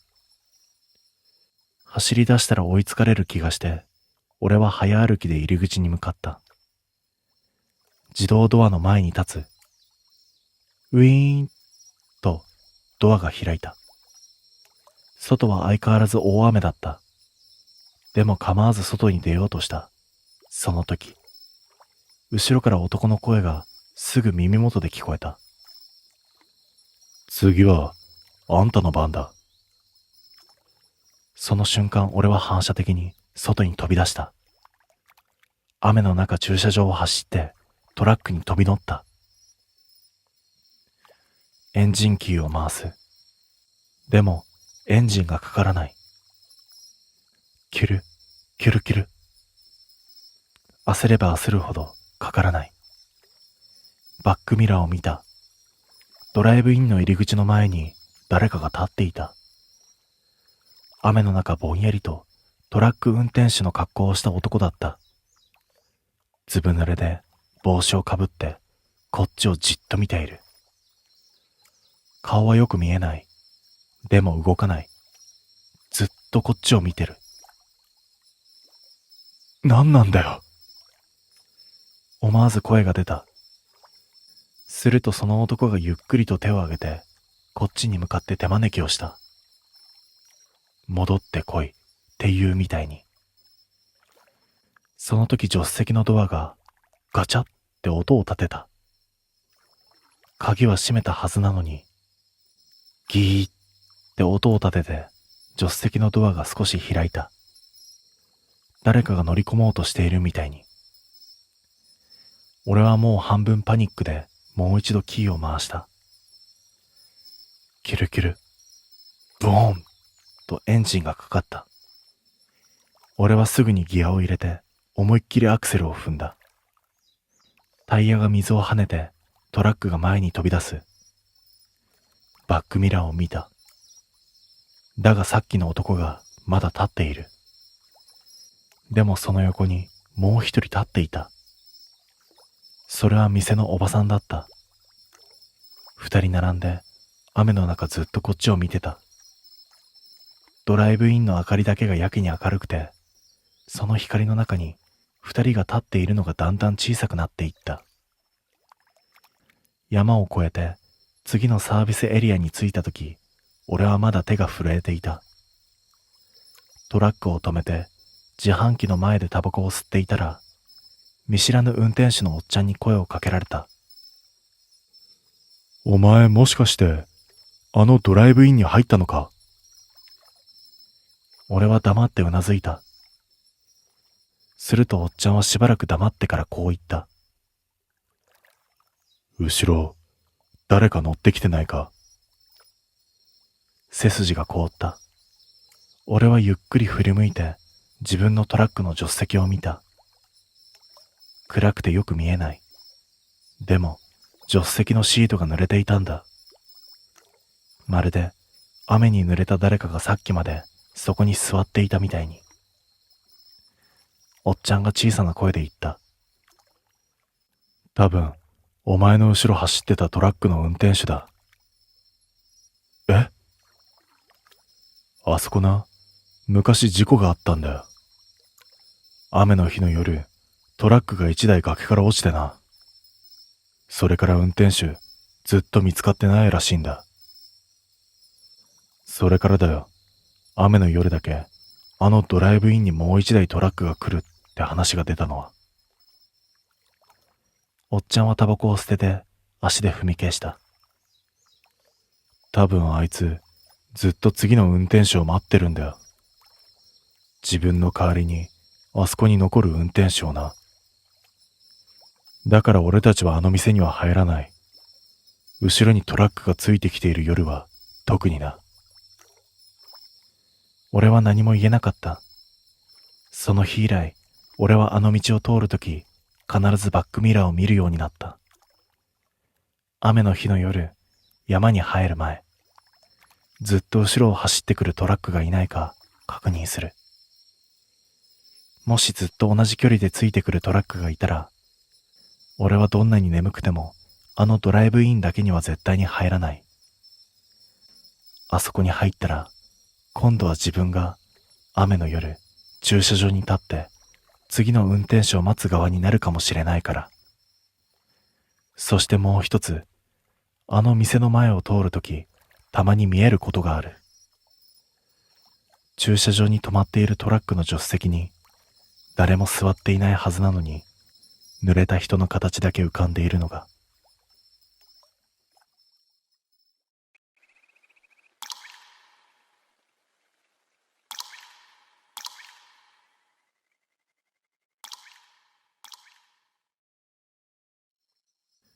同窓会の案内が届いたのは10月の終わりだった。灰色の封筒で差出人の名前は書いていなかった。中には同窓会の案内と出席者名簿、それから集合写真のコピーが入っていた。その集合写真は20年前の卒業式の日に撮った写真だった。うわぁ、懐かしいなぁ、と思って何気なくその写真を見ていたとき、少しだけ違和感がありました。でもその時は何がおかしいのかわかりませんでした。ただ写真の端の方に、こんなやついたかなと思う顔が写っていました。クラス全員の顔は大体覚えている。人数も32人でちゃんと覚えている。なのに写真には33人写っているように見えた。見間違いだと思った。写真の端は少し暗くて、顔もはっきりしなかったからだ。その時はあまり気にはしていなかった。同窓会の日は11月の13日。場所はもう使われていない昔の中学校の体育館だった。久しぶりに行った母校は思っていたよりもずっと古くなっていた。校舎の壁は黒ずんで窓ガラスもところどころ曇っていた。体育館に入った瞬間、少しだけ嫌な匂いがした。湿った木の匂いと古いカーテンの匂いが混ざったような重たい空気だった。まだ人はあまり来ていなくて、受付のところに男女が2人座っていた。俺は名前を言うと名札を渡された。その時、机の上に出席者名簿が置いてあって、俺は何気なく名前を見ていたら、一つだけ見覚えのない名前があった。32人のクラスなのに、名簿には33人分の名前が載っていた。知らない名前だった。でも幹事のやつに聞いたら、転校生じゃない？途中でいたかも。と適当なことを言われて、なんとなく納得をしてしまった。今思えばクラスに転校生なんて一人もいなかった。人が集まり始めて、体育館の中はだんだん騒がしくなっていった。久しぶりに会う同級生たちは、最初は誰が誰だかわからなかったけど、名前を聞くと少しずつ思い出してきた。でも何人かと話していると、みんな同じことを言っているのに気づいた。さっきさ、知らないやついなかった？え？ほら、背の高い男、黒いスーツの。ああ、俺も見たかも。知らない男を見たというやつが何人もいた。でも名前を聞いても誰も名前は知らなかった。名札もつけていなかったらしい。先生の知り合いじゃないか？あとは誰かの旦那とか。そんな話になってみんなあまり気にしなくなった。でもその時、体育館の入り口の方を見たら、黒いスーツの男が壁のところに立っているのが見えた。背が高くて痩せていて、やけに顔が白かった。誰とも話さずにずっとこっちを見ていた。目が合った気がして思わず目をそらした。だけどもう一度見たとき、男はいなくなっていた。同窓会が始まって1時間くらいしたところ、トイレに行こうと思って体育館を出た。廊下は電気が半分くらいしかついていなくて、昼間なのに薄暗かった。廊下を歩いていると、前の方に誰かが立っているのが見えた。それは黒いスーツの男だった。壁の掲示板を見ているみたいで、こっちに背中を向けて立っていた。同級生だと思って、君、誰だっけ？と声をかけようとした。だがその時、男の足元が見えた。床には影がなかったんだ。廊下の窓から光が入っているのに、男の足元だけ影ができていなかった。おかしいと思った瞬間、男がゆっくりと振り向いた。顔を見た瞬間、見たことがあると思った。でも誰なのか思い出せない。男は何も言わずに、ただ少しだけ笑った。その口の中がやけに黒く見えた。気づいたら男はすぐ目の前に立っていた。いつ近づいてきたのか全くわからなかった。すると男が小さな声で言った。写真撮りましたか？俺は意味がわからなくて何も答えられなかった。だけど男はもう一度同じことを言った。写真撮りましたか？その時体育館の方から集合写真撮るぞという声が聞こえてきた。一瞬だけ目を離して体育館の方を見た。もう一度前を見たとき、あの男はいなくなっていた。廊下には誰もいなかった。ただ、廊下の窓ガラスに知らない男が、俺のすぐ後ろに立っているのが映っていた。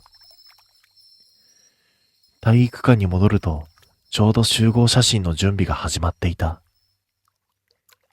背の高い人は後ろ、女子は前ね。先生、真ん中入ってください。床には白いテープで立ち位置が貼られていて、その上に順番に並ばされていった。自分の立ち位置に立ったとき、後ろのスペースがやけに狭い気がした。まるで、すぐ後ろに誰かが立っているみたいに、背中のあたりが少しだけ寒かった。振り向こうとしたとき、はい、前向いてください。とカメラマンに言われて、そのまま前を向いた。その時、左肩のあたりに誰かの指が触れた気がした。冷たくて細い指だった。俺は思わず振り向いた。でも、後ろには誰もいなかった。一番後ろの列のやつとの間には、人一人分くらいの隙間しかない。そこに人が立てるはずがなかったんだ。はい、撮りますよ。シャッターが切られる瞬間、すぐ後ろで男の声が聞こえた。やっと撮れた。小さな声だったけれど、はっきりと耳元で聞こえた。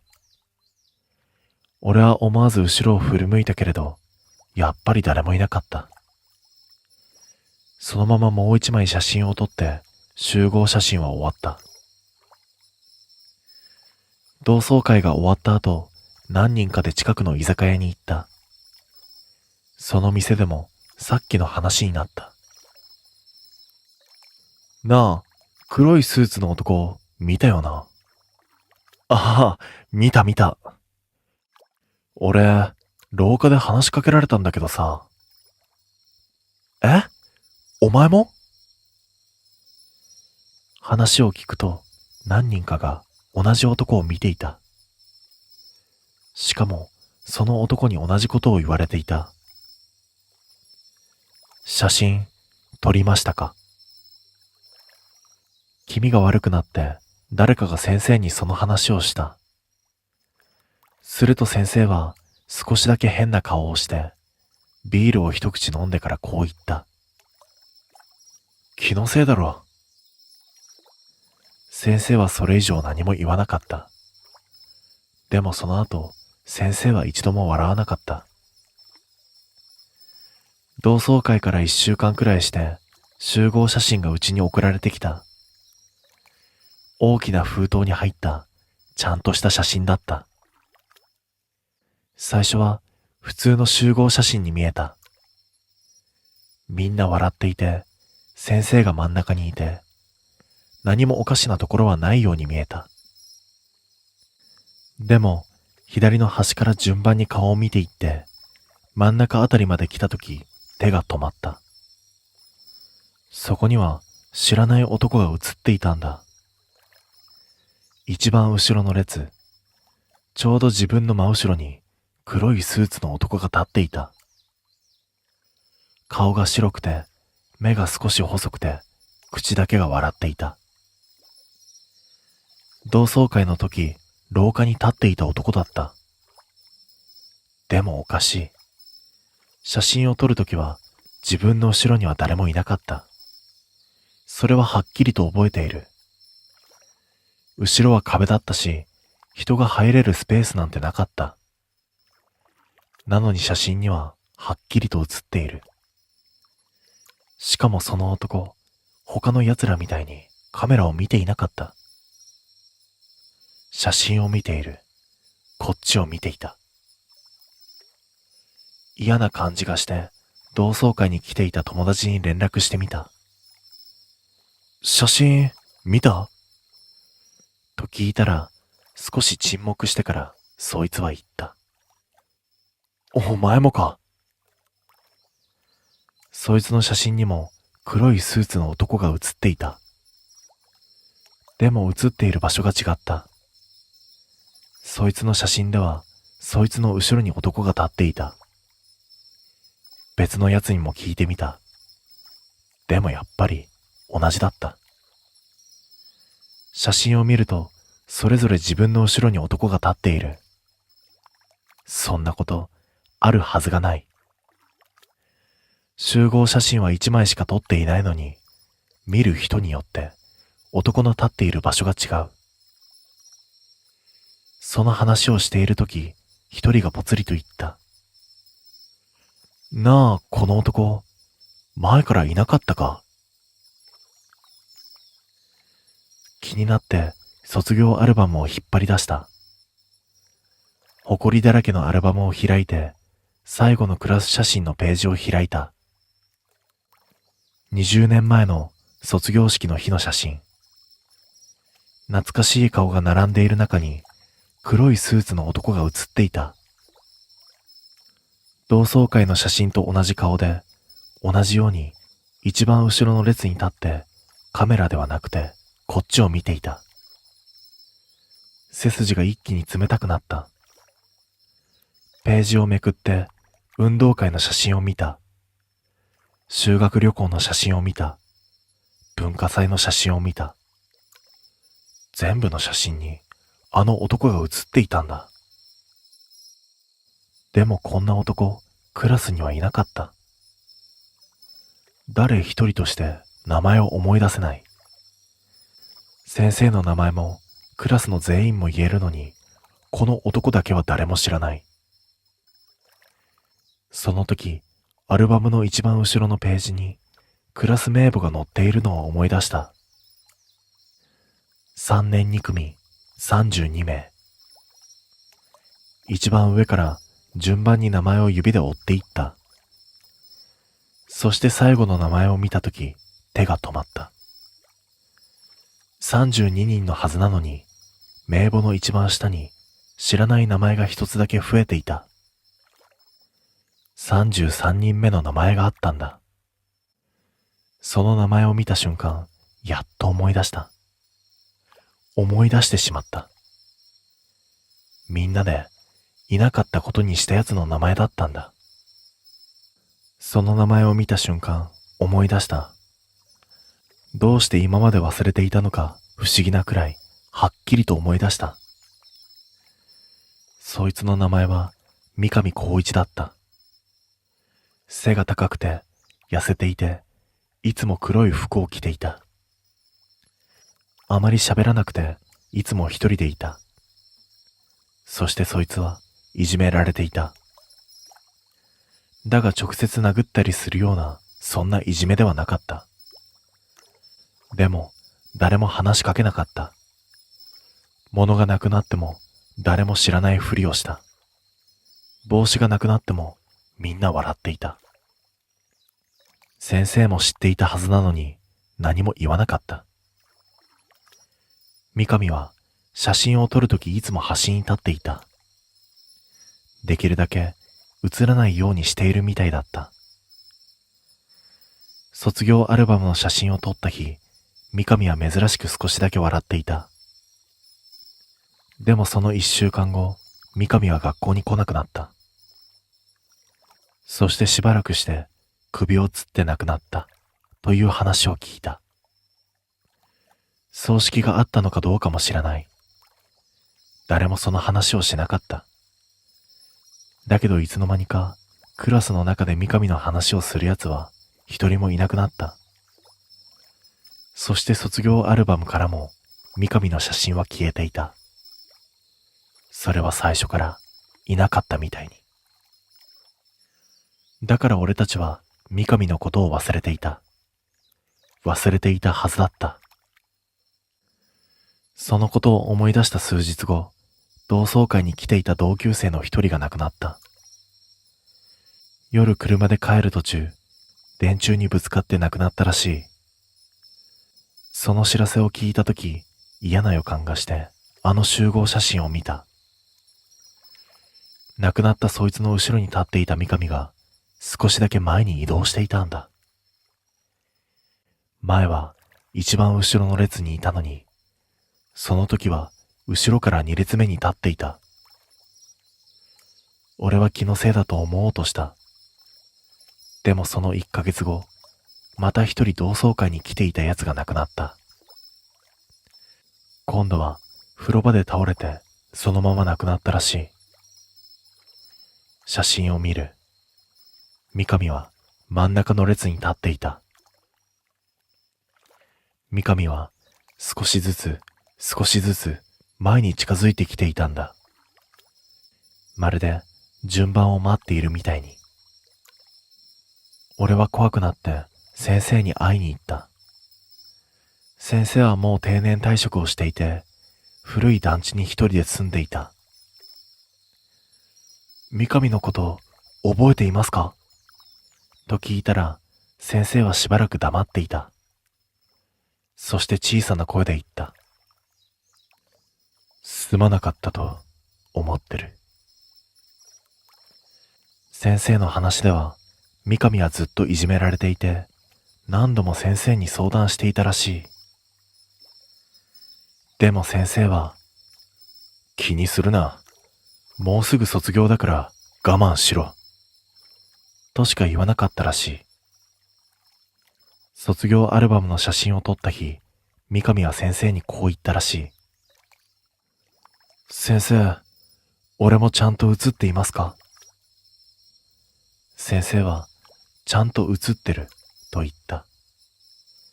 三上は少し笑って、よかった。これでみんなと一緒に残れます。それが先生が見た三上の最後だった。その帰り道、急にあの男の言葉を思い出した。写真、撮りましたか？あれは同窓会の写真ではなかったんだ。卒業アルバムの写真のことだったんだ。みんなの記憶から消えて、アルバムからも消されて、最初からいなくなったことにされた三上は、写真の中にだけ残っていた。だから三上は、写真を撮るたびに後ろに立っていた。少しずつ前に移動をしながら。自分を忘れた奴の後ろに立って。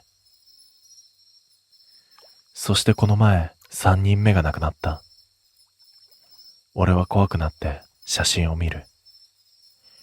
三上は一番前の列に立っていた。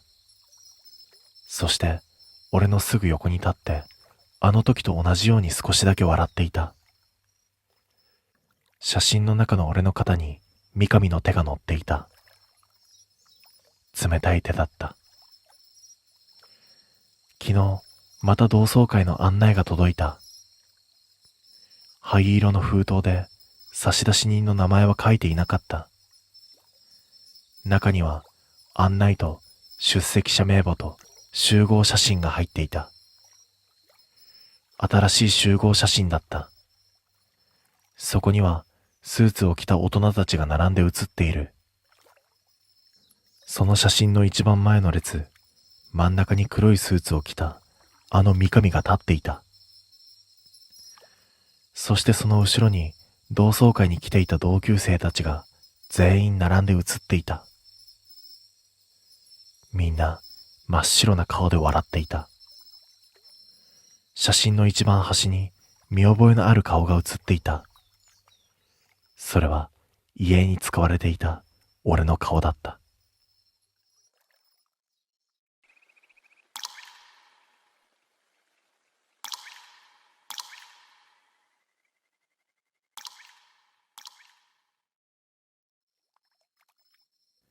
これは兄が山でいなくなって3日後に帰ってきた話です。こう言うと大抵の人は遭難して助かった話なんだね、と思います。警察も消防も近所の人もみんなそうでした。見つかってよかった。運が良かった。生きて帰ってこれたんだからそれで十分だろうと。でも私は兄が戻ってきた日の顔を見た瞬間に違うと思いました。兄は確かに生きていました。自分の名前も家族の顔もちゃんと分かっていました。けれどその目だけが私たちを見ていませんでした。もっと正確に言えば、こちらを見ながら同時に別の場所を見比べているような目でした。どちらが本物の景色なのかまだ決めかねているみたいな、そんな目でした。兄は昔から山が好きでした。危険な登山をする人ではなくて、どちらかといえば慎重な方でした。天気を調べて地図を確認して、靴も道具もきちんと揃えてから入る。だから家族も兄が山に行くこと自体はそれほど心配していませんでした。ただその山だけは少し違いました。県境に近い低い山で、見た目はどこにでもあるような山でしたが、昔から妙な言い伝えがありました。秋の終わりから冬の入り口にかけて、山の奥で白い鹿を見ることがある。その鹿を見ても絶対に追ってはいけない。鹿がこちらを見ても立ち止まってはいけない。もし道の先で待っているように見えても絶対に行ってはならない。子供の頃、祖母がよくそう話していました。白い鹿は道案内じゃないのよ。迎えだよ。と。当時私はよくある山のしきたりだと思っていました。暗くなる山の動物を追うな。道を外れるな。そういう教訓が昔話の形で残っただけだろうと。兄も多分同じことを考えていたんだと思います。迷信として笑うことはしないけれど、本気でも信じていなかった。兄がその山に入ったのは11月の終わりでした。朝早くには家を出て、昼には尾根に出る予定だと話していました。昼前に一度だけメッセージが来て、この後上に出る。帰りに温泉寄るかも、とありました。そしてそれが最後の連絡でした。夜になっても帰ってこず、電話もつながらず、位置情報も途中で途切れていました。父が警察へ連絡し、翌朝から捜索が始まりました。兄の車は登山口の駐車場にありました。荷物も一部は残っていて、途中までは足取りも終えたらしいです。けれど、山は前日の雨で落ち葉が湿っていて、道も曖昧になっていたそうです。夕方まで探したけれど、見つからず、2日目も見つかりませんでした。その2日目の夜、妙な話が家まで届きました。捜索に入った地元の人たちの中に、山の奥で白い鹿を見たという人が何人かいたんです。ある漁師は沢の向こうに白い影が立っていて、最初はビニールかと思ったそうです。でも、その影はゆっくりと首を上げ、自分を見た。鹿だと気づいた瞬間、背筋が冷えて、見てはいけない気がしてすぐに目をそらした、と言っていました。別の人は、林の中を白いものが横切ったけれど、草も枝もほとんど揺れなかったと言っていました。また別の人は、確かに鹿の形をしていたのに、足音だけが聞こえなかった、と言いました。それを聞いた母の顔色が変わりました。祖母の言葉を思い出したんだと思います。白い鹿が出たときは人が一人足りなくなる。連れて行かれるのは山を知っている者だからだと。そして3日目の朝、兄は見つかりました。でも山の中ではありませんでした。登山口からかなり離れた県道をふらふらと歩いていたところを通りすがった人が保護したんです。服は泥だらけで顔色も悪く、唇も切れていたけれど、大きな怪我はありませんでした。警察で話を聞かれた兄は途切れ途切れにこう言いました。地図を見ながら戻ろうとしたが、同じ場所へは戻れなくなったこと。そして沢の方へと降りてしまい、日が落ちる頃、林の向こうで白い鹿を見たこと。その鹿が何度も立ち止まって振り返るので、道の目印になるかと思って後を追ったこと。そこまでで私は嫌な汗が出ました。兄は疲れ切っているのに、なぜかその部分だけ妙にはっきり話したんです。まるで自分でもそこが一番大事だと分かっているみたいに。そして兄は続けました。鹿は近づけば離れ、見失いそうになるとまた少し先に現れる。そしてそのままついていくうちに、暗くなってきて雨まで降り出した。そして引き返そうと思った時には、もうどこを歩いているのかわからなかった。すると、鹿が細い参道の先で待つように立ち、その奥に小さな祠が見えた。祠の前には低く縄が張ってあった。兄はそれをまたぐかどうか迷った。だけどその時背後で鹿が鳴いた。兄はその声をうまく説明できないと言いました。鹿の鳴き声ではなく、人が喉を潰して絞り出すような声だったと。兄は怖くなって反射的に縄をまたぎ、祠の中へと入った。そこで記憶が途切れ、次に気づいた時には夜明け前の参道を歩いていて、そのまま県道へ出たんだと。その話を聞いた母は、帰宅してから兄に何度も同じことを聞きました。本当に誰にも会わなかったの？祠の中で何も見なかったの？何か持って帰ってきてないの？兄はめんどくさそうに、いや、何もない。ただ迷っただけなんだ。というばかりでした。でも私は、その夜から兄がおかしいことに気づきました。食卓で兄は味噌汁を一口飲んでしばらく黙りました。そしてぽつりとこう言ったんです。薄いなぁ。そして母が、いつも通りだよ。と言うと、兄は少し考えてから、向こうはもっと濃かった。と答えました。そしてその場がしんと静まり返りました。兄はすぐに、山で変なもん飲んだからかも。と笑ってごまかしましたが、その目は笑っていませんでした。夜も同じでした。兄の部屋の前を通ると、暗い中で兄が立ったままじっとしている。何をしているのかと聞くと、兄は、夜の音が違う、と言いました。こっちは、まだ多い。言っている意味がわかりませんでした。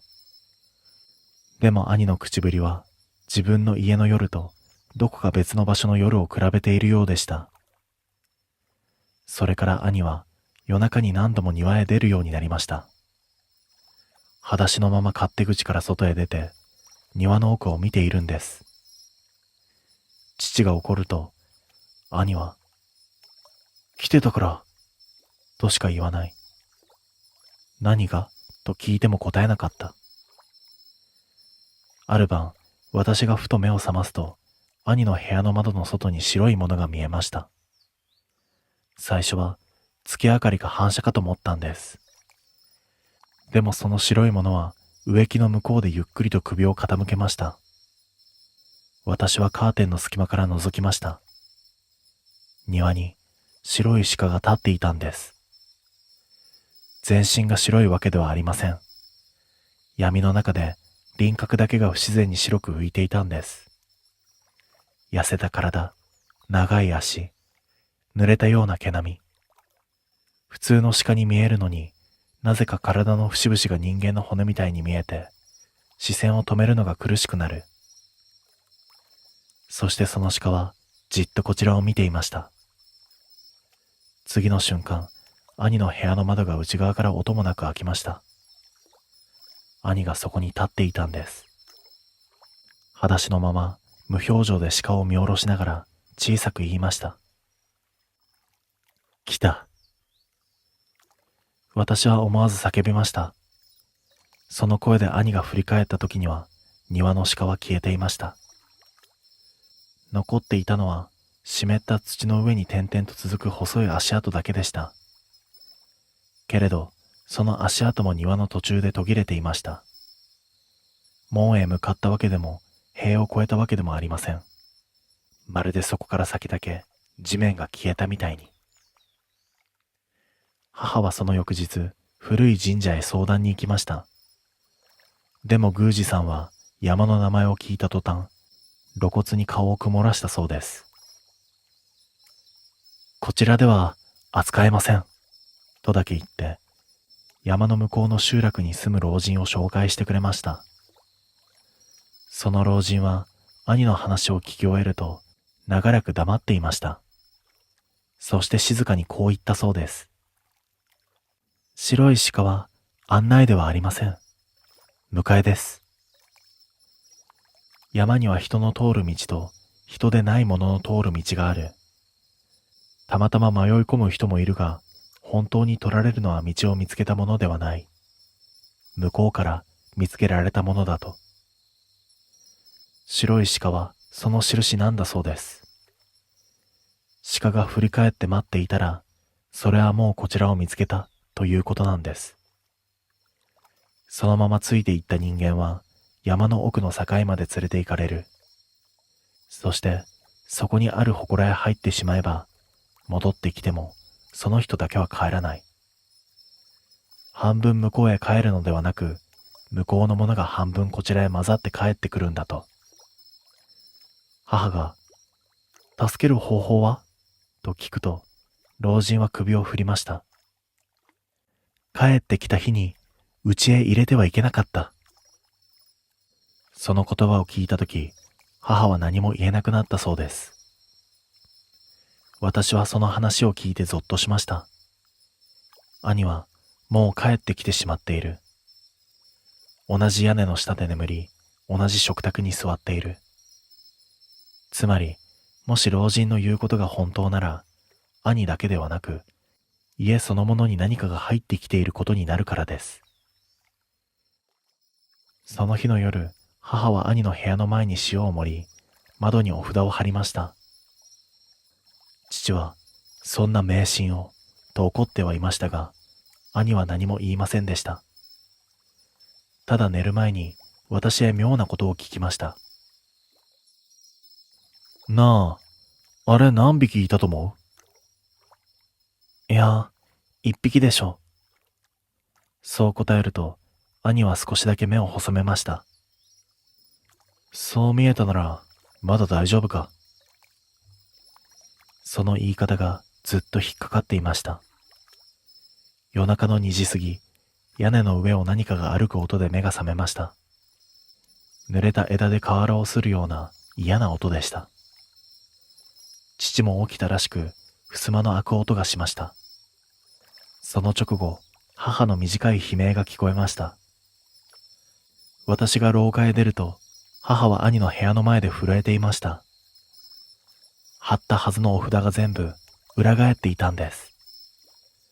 誰かが一枚ずつ丁寧にめくったみたいに、白い裏面を見せて垂れ下がっていた。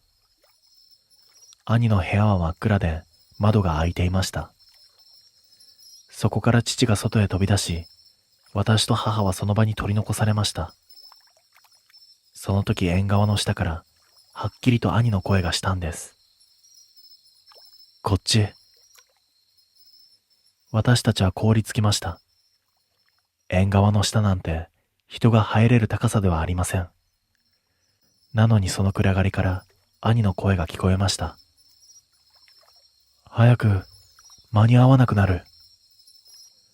母が一歩近づきかけたので、私はとっさに腕をつかみました。その瞬間、縁側の下でぐしゃりと嫌な音がしました。何か大きいものが狭いところで無理に向きを変えたみたいな音でした。続いて、暗がりから白い顔が、ぬっと押し出されました。それは、鹿の顔でした。でも近くで見るそれは鹿ではありませんでした。鼻先は異様に長く、口元は裂け、歯の代わりに細い黒いものがびっしりと並んでいました。そして目はありませんでした。目のある場所にただ深い穴が2つ開いているだけでした。私は悲鳴を上げ、台所から掴んできた塩を夢中で投げつけました。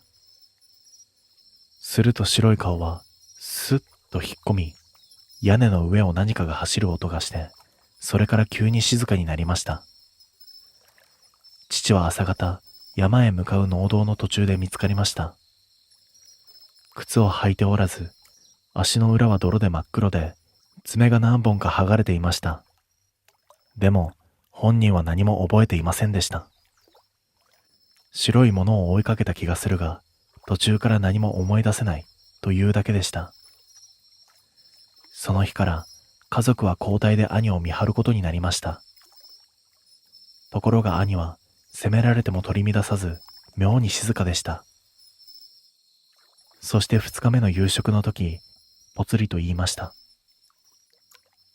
今夜、もう一度来る。父が箸を置いて兄を睨みました。何が来るんだ。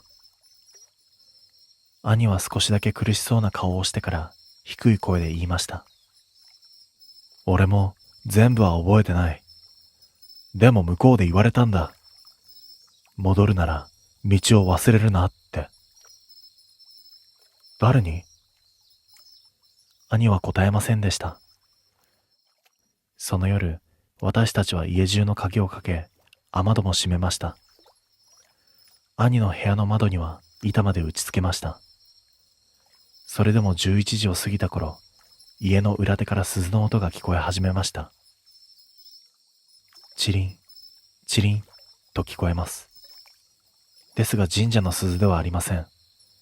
もっと小さくて、でも妙に澄んだ音でした。一度鳴るたびに家の中の空気が少し冷えていく気がしました。兄は座敷の真ん中で膝を抱え、歯を食いしばっていました。見ていると耐えているようにも見えました。呼ばれているのを必死で無視しているかのように。やがて鈴の音が止み、今度は裏口の戸がコトンとなりました。一度少し間を置いてもう一度。叩くというより角の丸いものがそっと当たるような音でした。そして戸の向こうから父の声がしました。開けてくれ。私たちは全員凍りつきました。だって父は今すぐそばにいます。なのに裏口の外から全く同じ声が聞こえるんです。寒いんだ。開けてくれ。母が泣きそうな顔で父を見ました。父本人も真っ青でした。外の声は続けて、足が痛い。歩けない。と言いました。前の日に見つかった時の父そのままの声でした。兄が耳を押さえ、床に額をつけながら絞り出すように言いました。違う。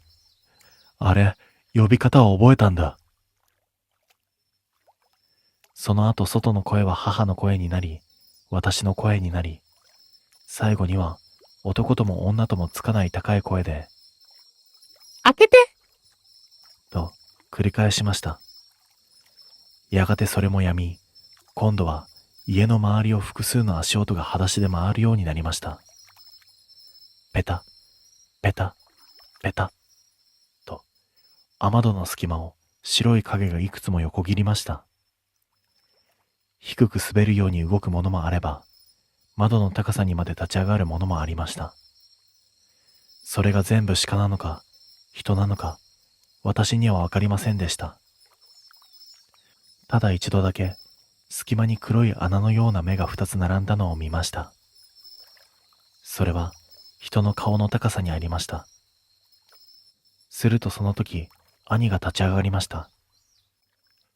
今のうちに、みんな玄関から出て。父が怒鳴る間もなく、兄は廊下へ出て、そのまま玄関へと向かいました。私たちも追いかけました。兄は靴も履かずに戸を開け、夜の外へ出ました。山の方だけが妙に白かったんです。霧とも光ともつかない白さが斜面のあたりに漂っていました。その手前の道の真ん中に白い鹿が立っていました。一匹だけではありません。後ろにもさらに白い輪郭がいくつも並んでいます。四本足のもの、二本足で立つもの、首だけが異様に長いもの。どれも境目が曖昧で、一つの白い群れみたいでした。兄は一歩前へ出ました。もう戻る。すると母が泣き叫び、父が兄の腕をつかもうとしました。でも兄はその時だけ振り返って、はっきりした顔で私たちを見たんです。遭難から帰ってきて以来、初めてちゃんと兄の顔でした。ごめん。兄はそう言いました。俺があの時、ついていかなきゃよかった。私はその声を聞いた瞬間、反射的に兄の方へ行こうとしました。でも、兄の後ろの白い鹿がゆっくりとこちらを見たんです。黒い目でした。穴みたいに深くて、見た瞬間、自分の名前を忘れそうになるような目でした。そして耳の奥で水の流れる音がして足が止まりました。兄が首を振ります。来ないで。その声で我に返りました。兄は泣きそうな顔で笑って、それから白い者たちの方へと向き直りました。鹿は少し先へ進み、立ち止まり、また進む。兄はその後を歩いて行きました。3日前、自分がされたのと同じように道を記されながら。兄の背中が暗がりへ溶ける直前、私は見てしまいました。兄の足元に兄の影はなかったんです。代わりに地面には細い足が4本ある鹿の影のようなものが這うように伸びていました。それが最後でした。通報してまた捜索が出ました。でも兄は二度と見つかりませんでした。ここまでの話なら兄が再び山に入って失踪した話として片付けられたかもしれません。でも本当に嫌だったのはその後です。兄がいなくなってから家の中の何かが少しずつ変わっていったんです。水も味噌汁もどこか薄い。夜になると家のどこかから小さな鈴の音がする。玄関の叩きには泥がつくのに足跡にはならない。ただ細い二筋の線が平行に残るだけでした。一番おかしくなったのは母でした。夜になると窓辺に立って庭の奥を見ている。ある晩、私は母が低い声でこういうのを聞いてしまいました。今度は私が行けばいいのね。母の視線の先には植木の向こうで白いものが揺れていました。一匹ではありません。二つ、三つ、白い輪郭が並んでじっと家を見ていたんです。私たちは母を実家へ移し、私と父は家を引き払うことにしました。もう住める場所ではないと分かっていたからです。引っ越しの前夜、兄の机を片付けていた私は、引き出しの奥から小さな木片を見つけました。湿って黒ずんだ木に剥がれかけた紙が貼り付いていました。そこにかすれた墨でこう書いてありました。入るな、振り向くな、連れて帰るな。私はその場で手が止まりました。兄は何も持ち帰っていないと言っていました。でも、持って帰っていたんです。あの祠にあった何かを。翌朝、神社へ持って行こうと思い、箱に入れて机の上へ置きました。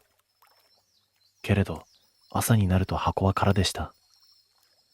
代わりに机の上には泥が少しだけ残り、その上に細い足跡が一つ窓の方へ向かってついていました。鹿の跡ではありませんでした。もっと小さくて人の子供の足にも見えるような妙な跡でした。結局私たちは家を出ました。父はそれ以来ほとんど喋らなくなり、母は時々兄の名前ではなく、白いものが来る前に帰らなきゃ、と言うようになりました。私はもう山へは行きません。それでも冬が近づくとたまに夢を見ます。霧の出た山道です。落ち葉が湿っていて、前方に白い鹿が立っている。鹿は振り返り、私を待っている。その向こうには細い道があり、さらに奥に古い祠が見える。祠の前には人が立っています。兄です。兄はいつも同じ顔でこちらを見ています。助けを求めるでもなく、怒るでもなく、ただ静かに。まるで次に誰が来るのかを待っているみたいに。夢から覚めるたびに私は窓の鍵を確かめます。玄関の戸も見ます。けれど一度だけ真夜中にどうしても気になってカーテンの隙間から外を見てしまったことがあります。アパートの駐車場の端に白い鹿が立っていました。街灯の下でじっとこちらを見ていたんです。山からここまでは何時間も離れている町なのに。鹿はしばらく動かず、やがてゆっくり首を巡らせ、暗い路地の方を見ました。それからまたこちらを見ました。待っていたんです。私はカーテンを閉め、朝まで一歩も動けませんでした。翌朝、そこには何もありませんでした。ただ、アスファルトの脇の濡れた土に、細い跡が2つ、こちらを向いて残っていました。白い鹿は、迷った人を助けるものではありません。道を教えてくれるものでもない。あれは迎えです。こちらの人間を向こうの道へ連れて行くためのものなんです。そして一番嫌なのは、迎えが一度きりではないことです。誰かが帰ってきたように見えたその時点で、道は少しだけ家の中へと続いてしまう。すると今度は山へ行かなくても迎えが来る。庭に、窓の外に、玄関の前に、家族の声を覚えて。だから、もし冬に山で白い鹿を見ても、絶対についていかないでください。振り返って待っていても、見つめ返さないでください。そして3日ほど行方のわからなかった人が何事もなかったかのように帰ってきてもすぐには安心しないでください。その人が本当に帰ってきたのか、それとも何かを連れて帰ったのか。少なくとも私は兄が戻ってきたあの日から一度も兄を助かった人だと思えたことがありません。多分兄は最初に白い鹿が振り返ったあの瞬間にもうこちらへは帰れなくなっていたんです。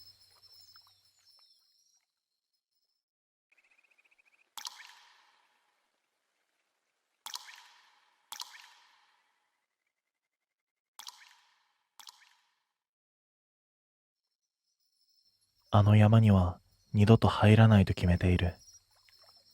理由ははっきりとしていて、あの中で顔だらけの大蛇を見てしまったからだ。ただの大きい蛇ではない。体の表面が全部人の顔でできている大蛇だった。それを見てから私の中で何かが変わった。夜になるとあれが必ず出てくるんだ。夢の中だけではなく、起きている時でも気配を感じるようになった。だから先に言っておく。あの山には絶対に入らない方がいい。あれは一度見たら終わりだ。きっかけはただの気分転換だった。休みが重なって時間ができた私は、どこか静かな場所に行きたくなってスマホで適当に探していた。その時に見つけたのが山奥にある滝の写真だった。人がほとんど来ない場所で、水もきれいで、知る人ぞ知る場所らしい。コメントの中には、地元の人はあまり近づかないと書かれていたが、その時の私は深く考えていなかった。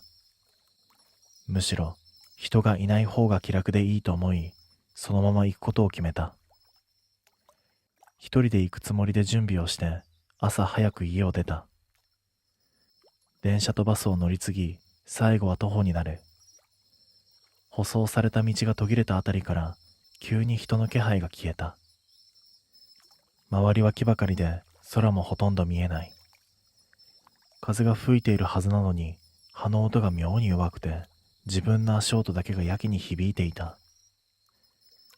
しばらく歩いたところで、前から地元の人らしい年配の男が歩いてきた。軽く会釈をしてすれ違おうとしたとき、その人が足を止めてこちらを見た。その先に行くのか？低い声でそう聞かれたので、私はそのままうなずいた。すると男は少しだけ間を置いてから視線を山の奥に向けたまま言った。あんまり奥まで行くなよ。それだけ言って振り返らずに歩いていった。その時はただの注意だと思っていたが、今思えばあの一言が最後の引き返すチャンスだった。そのまま進んでいくと、道はどんどん細くなり、足元の土も湿って滑りやすくなっていく。木の密度が増えて、昼のはずなのに周囲が薄暗くなり、少し先の景色もぼやけて見えるようになってきた。それでも引き返す気にはなれず、水の音が聞こえてきたことで、目的の滝が近いとわかり、むしろ足は自然と速くなっていった。あと少しで着く。そう思った瞬間、体が急に止まった。自分の意志ではない。足を前に出そうとしても、まるで見えない壁に当たったみたいに動かなくなった。水の音はすぐそこまで聞こえているのに、その一歩が出ない。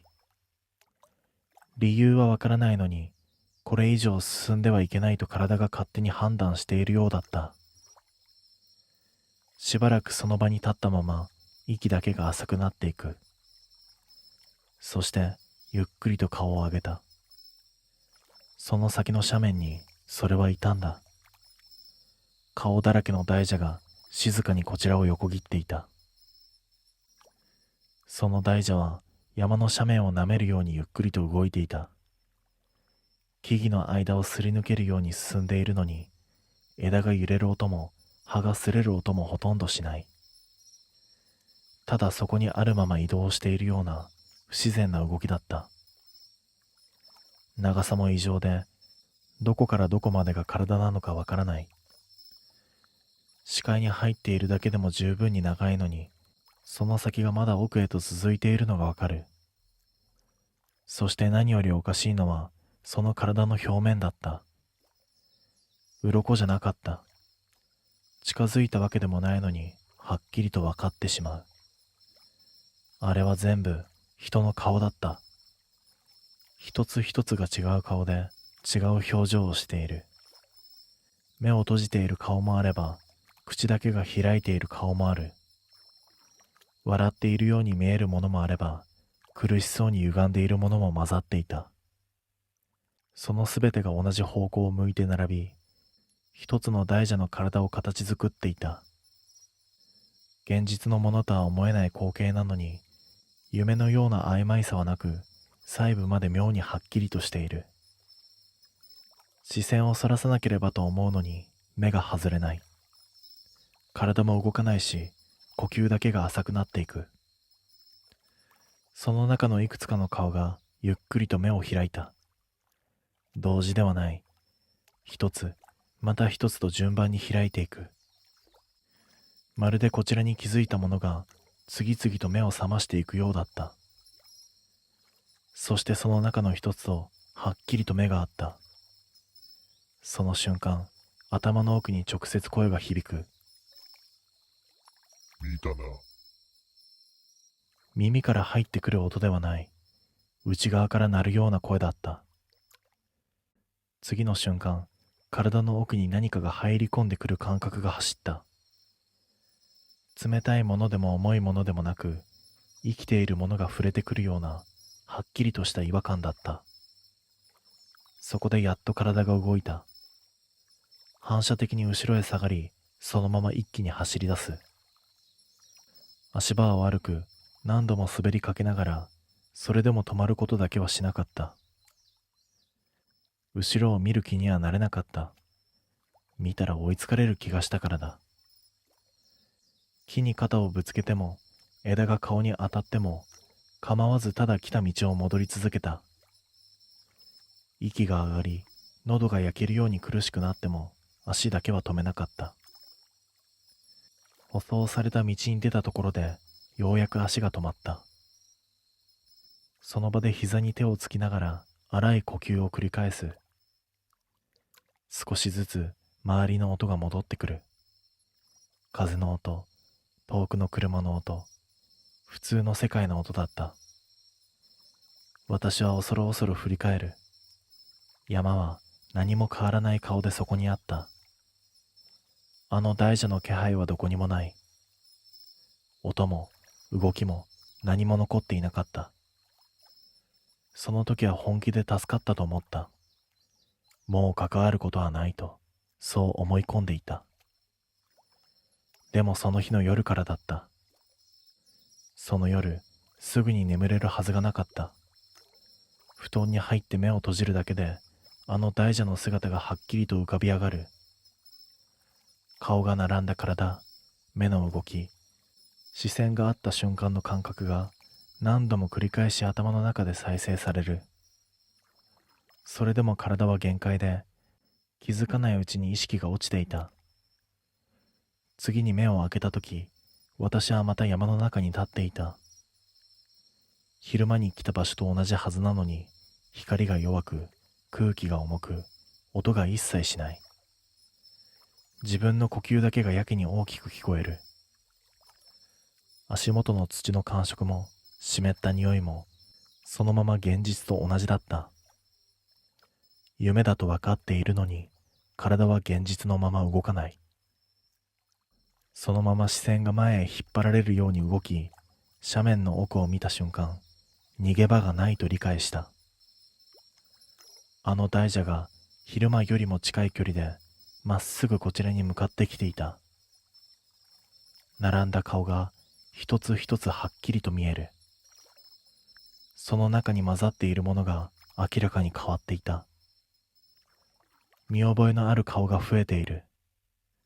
友人、家族、何度も見てきた人の顔があの中に並んでいる。現実ではありえないのに、夢の中ではそれが自然に理解できてしまう。その中の一つが私を見ていた。口が動く。今度ははっきりと声が聞こえた。気に入った。一つの声ではない。いくつもの声が重なって同時に響いてくる。お前は、ここだ。次の瞬間、体の奥に何かが入り込んできた。喉の奥をなぞるように、ゆっくりと上へ上がってくる感覚がある。息が詰まり、体が動かなくなった。声を出そうとして口を開いた瞬間、そこで目が覚めた。自分の部屋だった。全身が汗で濡れていて、喉の奥に違和感だけがはっきりと残っている。夢のはずなのに、体の感覚だけが消えていない。その日から毎晩同じ夢を見るようになった。逃げても無駄だった。必ず山に立たされ、あの大蛇を見せられる。顔は少しずつ増えていき、その中に知っている顔が混ざっていく。そして最後に同じ言葉を聞かされた。お前は、ここだ。日を追うごとに夢と現実の境目が曖昧になっていった。起きている時でもふとした瞬間に喉の奥に違和感が走る。誰もいないはずの場所で視線を感じることも増えた。鏡を見るのが怖くなり、水面やガラスに映る自分の顔を避けるようになった。夜になるのが怖い。眠るのが怖い。それでも限界はすぐに来た。ほとんど眠れないまま数日が過ぎ、頭がぼんやりとしてくる。このままではおかしくなってしまうと分かって、私はスマホを手に取った。何でもいいからこの状態を終わらせたかった。必死に探していく中で一つの寺の情報が目に入った。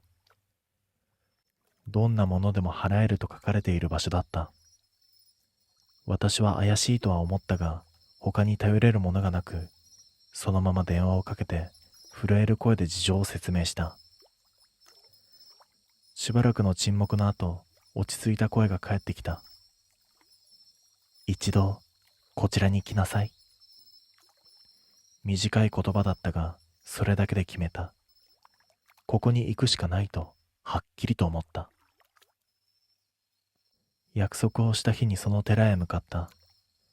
山の中ではないが、周囲に人の気配が少ない静かな場所だった。古い建物で手入れはされているのに、どこか空気が重い。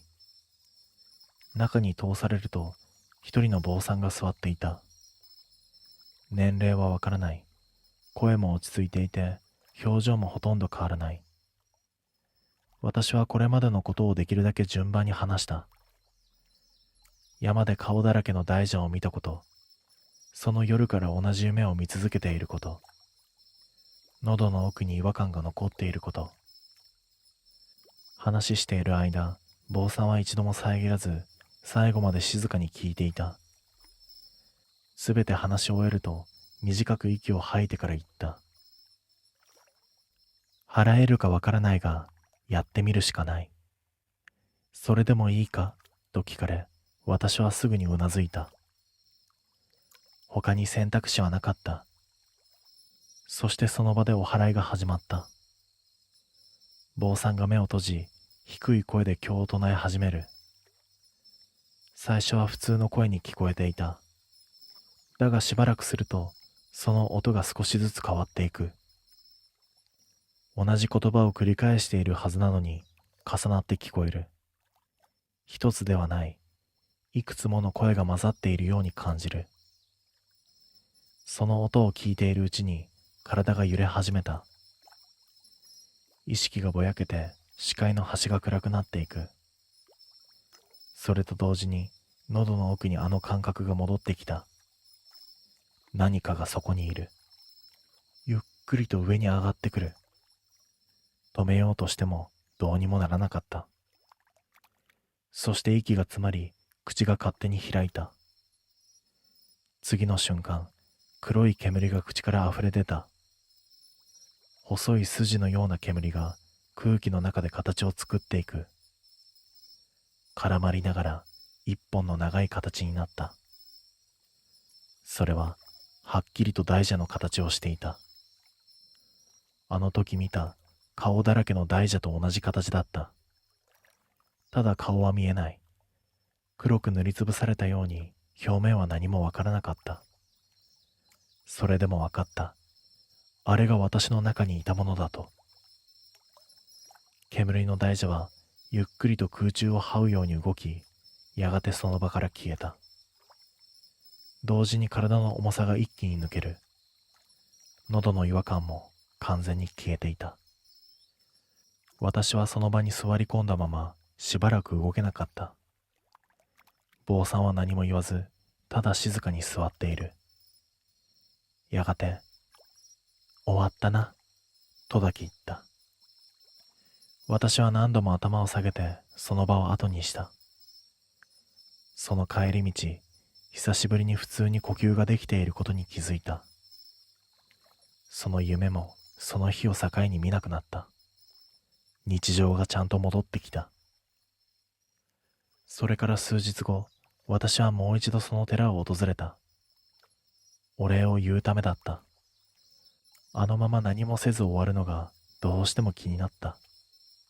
同じ道をたどって同じ場所に着く。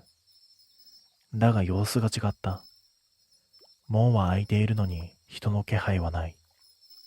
中に入っても誰もいなかった。代わりに近くの人に話を聞いてみた。あの寺の坊さんのことを。すると不思議そうな顔をされた後、こう言われた。ああ、あの人ならいなくなったよ。あんたが来た日の夜からな。それ以上は何もわからないらしい。ただいなくなる直前にこんなことを言っていたそうだ。払わなければよかった。あれは消えたんじゃない。映っただけだ。そして私が見入られた。次は私が一部になる。